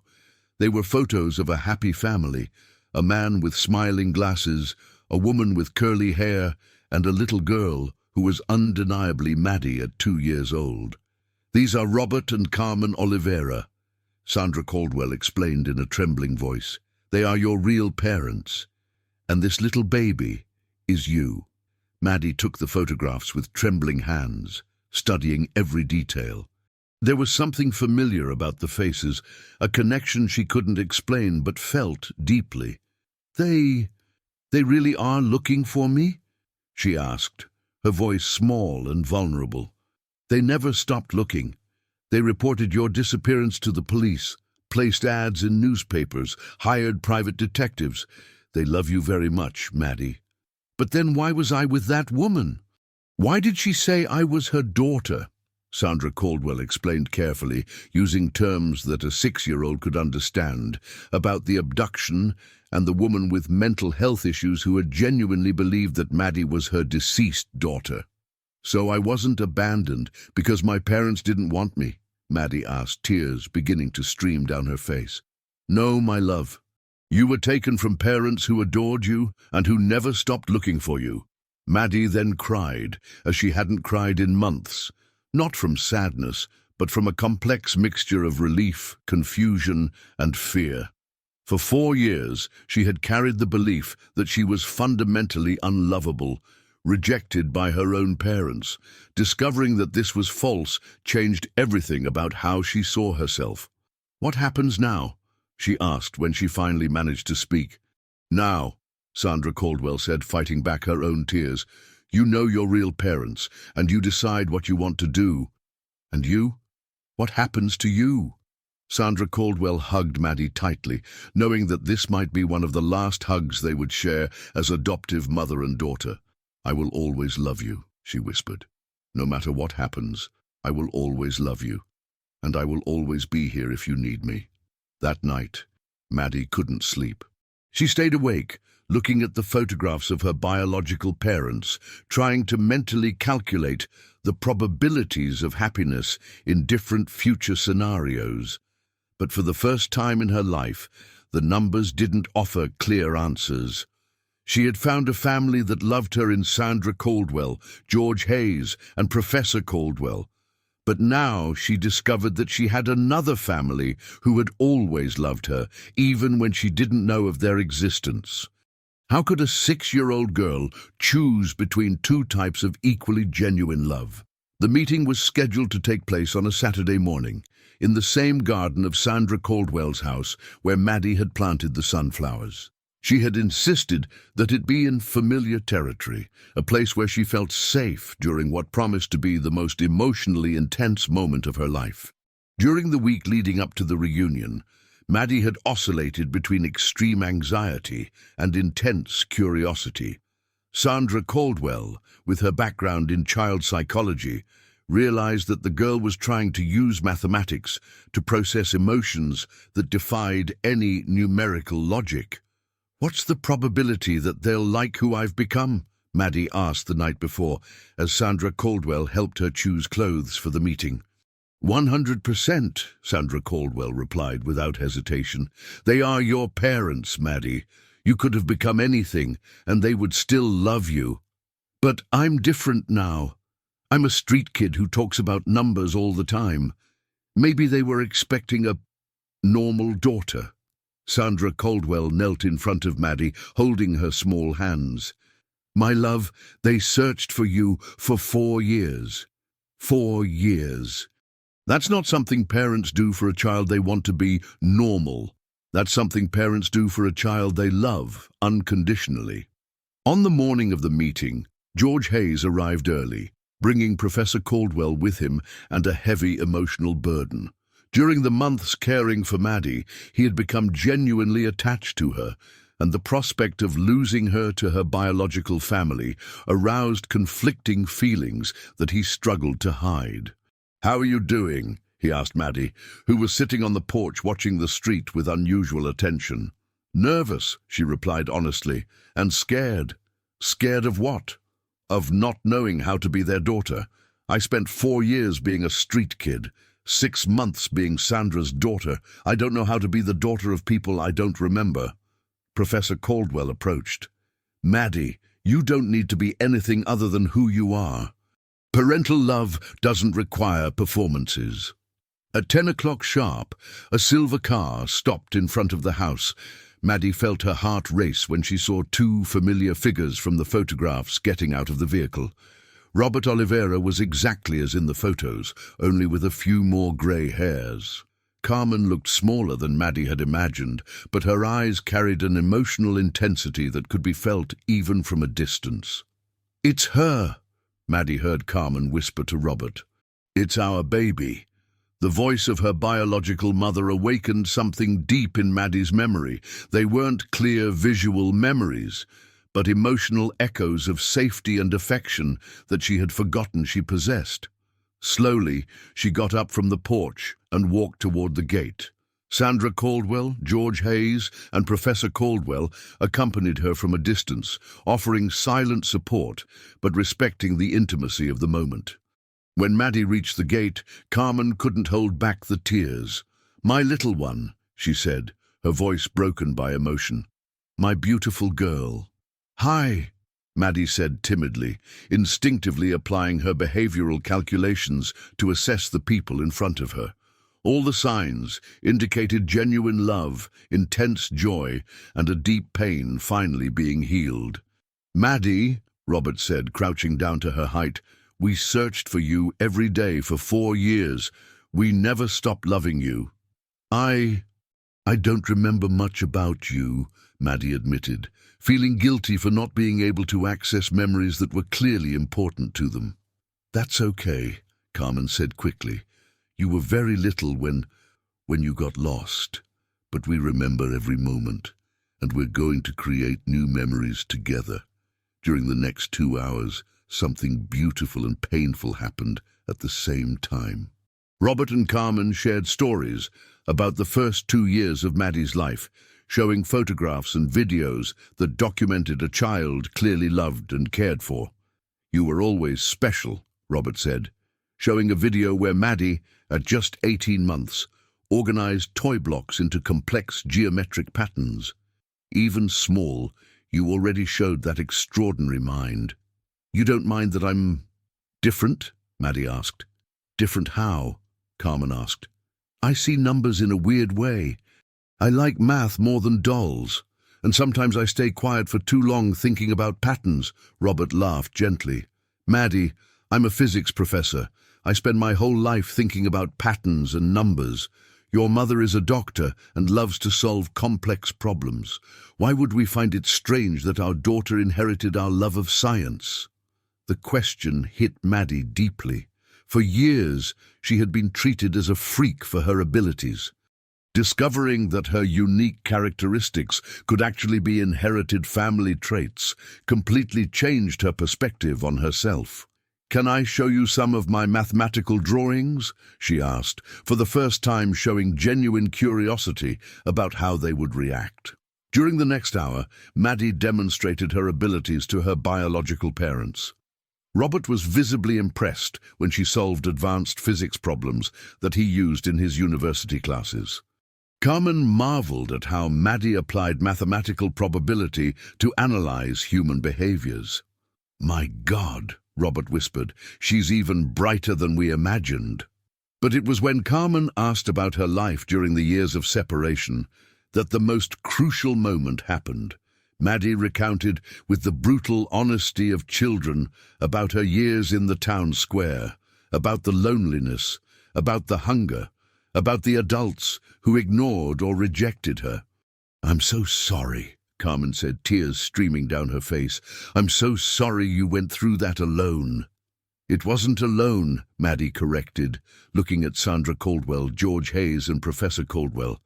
"I found people who took care of me, people who loved me, even when I didn't know I deserved to be loved."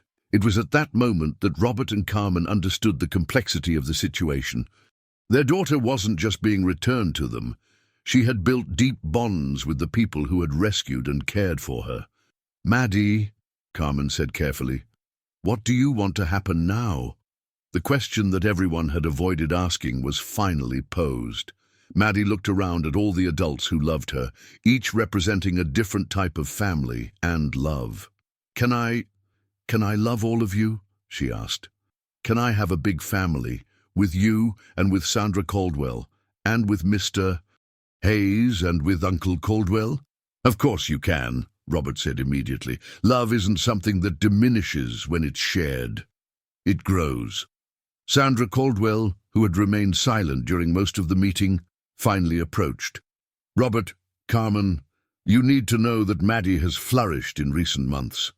She's attending a special school, participates in a program for gifted children, and has an emotional stability that took a lot to build. We don't want to destroy that," Carmen said quickly. "We want to be a part of it." "What if we could find a way for all of us to work together?" George Hayes suggested. "Maddie could divide her time between the two families until she definitively decides where she wants to live. Or," Professor Caldwell said, "we could explore the possibility of Robert getting a transfer to work here in Columbus, close to where Maddie is already established." "Would that be possible?" Robert asked, interested. "I can check," Professor Caldwell said. "The university always needs good physics professors." Gradually, as the day progressed, a solution began to emerge. It wouldn't be simple or traditional, but it would be an expanded family that would put Maddie's emotional and educational needs above social conventions. When it was time for Robert and Carmen to leave that first day, Maddie hugged them, hesitant at first, but with increasing warmth. "Are you coming back?" she asked.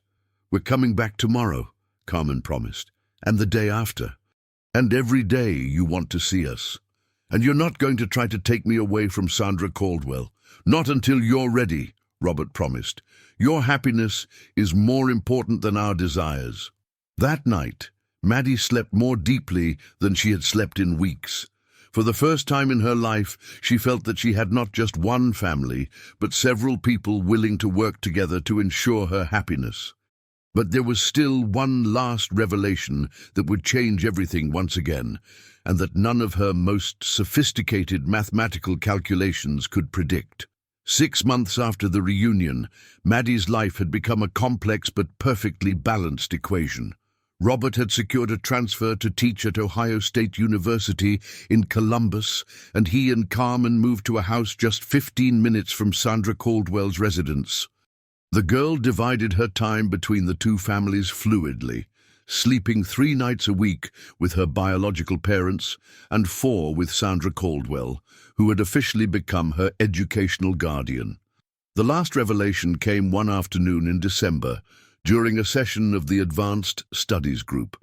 Maddie was working on a project about practical applications of number theory when Dr. Emily Carter, the coordinator of the program, approached with an expression that mixed admiration and disbelief. "Maddie," she said, "I need to talk to you about something very important." "Did I do something wrong?" Maddie asked, always cautious when adults used that serious tone. "On the contrary, you did something extraordinary without even realizing it." During the previous months, Dr. Emily Carter had discreetly documented the unique method that Maddie used to solve complex mathematical problems. What she discovered was revolutionary.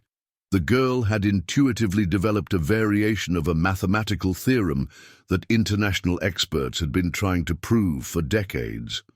"Remember that problem about the distribution of prime numbers that you solved last week?" the teacher asked. "Of course. It was about how to predict where twin prime numbers would appear in very large sequences." "Yes? Well, I sent your solution to some mathematical colleagues at international universities.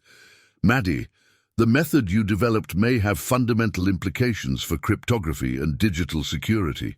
Maddie blinked, not fully understanding the magnitude of what was being said. "Is that good?" "It's more than good.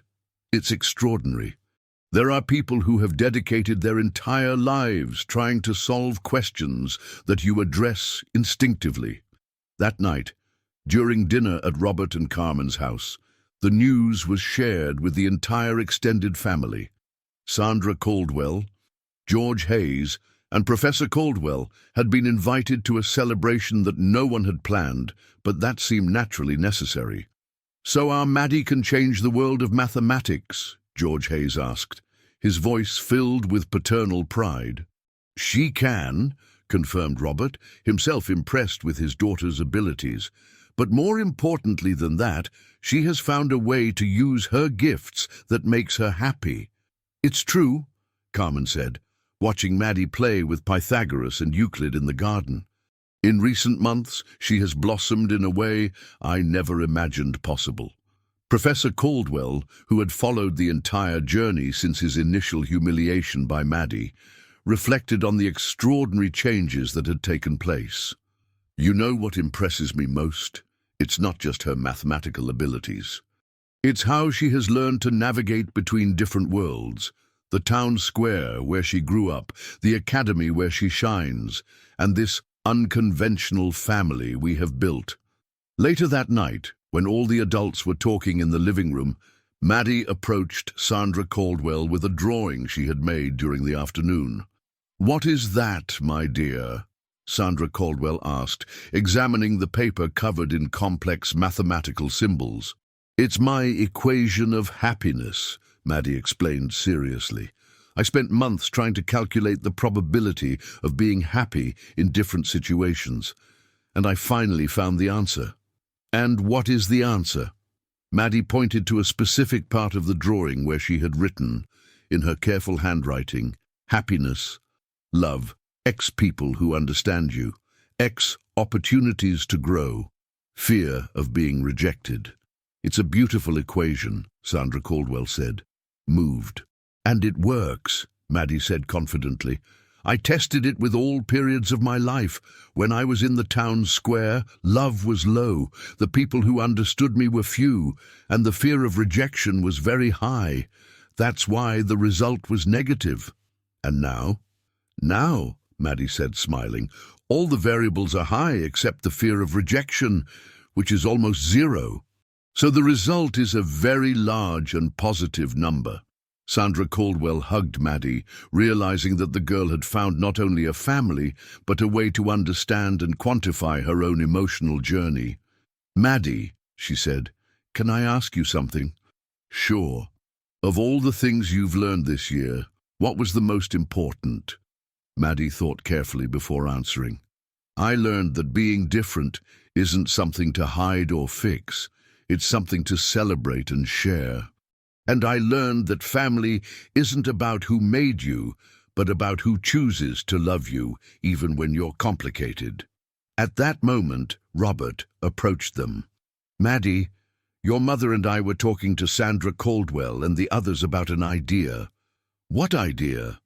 How about we create a special program here in Columbus, a place where children like you, who think differently, could study and grow without having to hide who they are?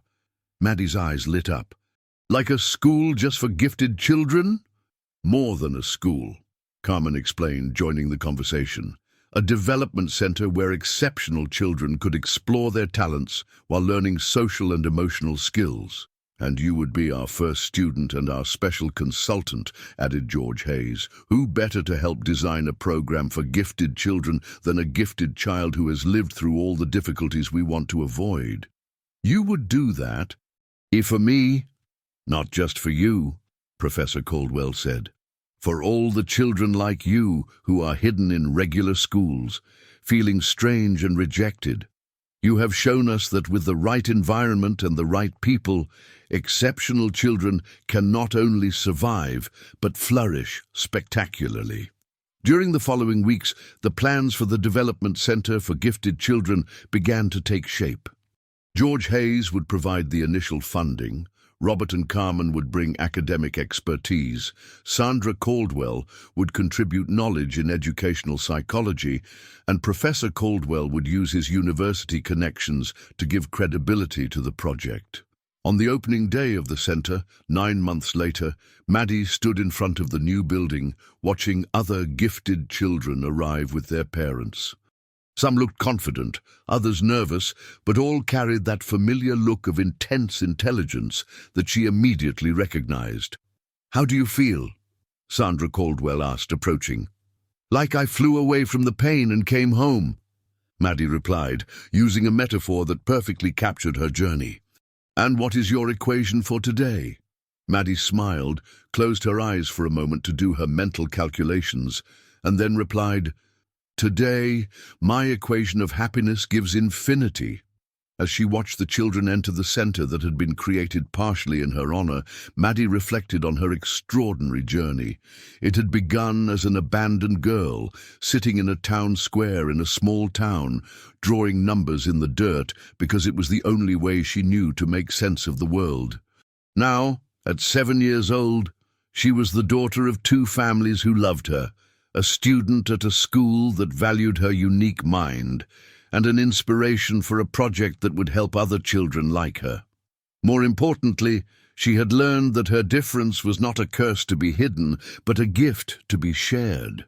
That afternoon, while helping the first class of students at the center solve complex mathematical problems, Maddie thought about how her equations could never fully calculate the human capacity to transform pain into purpose, rejection into acceptance, and loneliness into family. Some patterns, she discovered, were too beautiful to be reduced to numbers. They were equations of the heart that could only be solved through love, patience, and the determination of adults willing to see beyond appearances and recognize the extraordinary hidden in the everyday. And as the sun set over Columbus, painting the sky with colors reminiscent of the mathematical drawings she used to make in the red dirt of Harmony Creek, Ohio, Maddie knew that she had finally found the solution to the most important equation of her life: how to transform an exceptional mind into a truly happy life. The answer, she discovered, had always been simpler than any theorem. All it took was finding people brave enough to love without limits and wise enough to nurture unique gifts instead of trying to mold them into conventional shapes.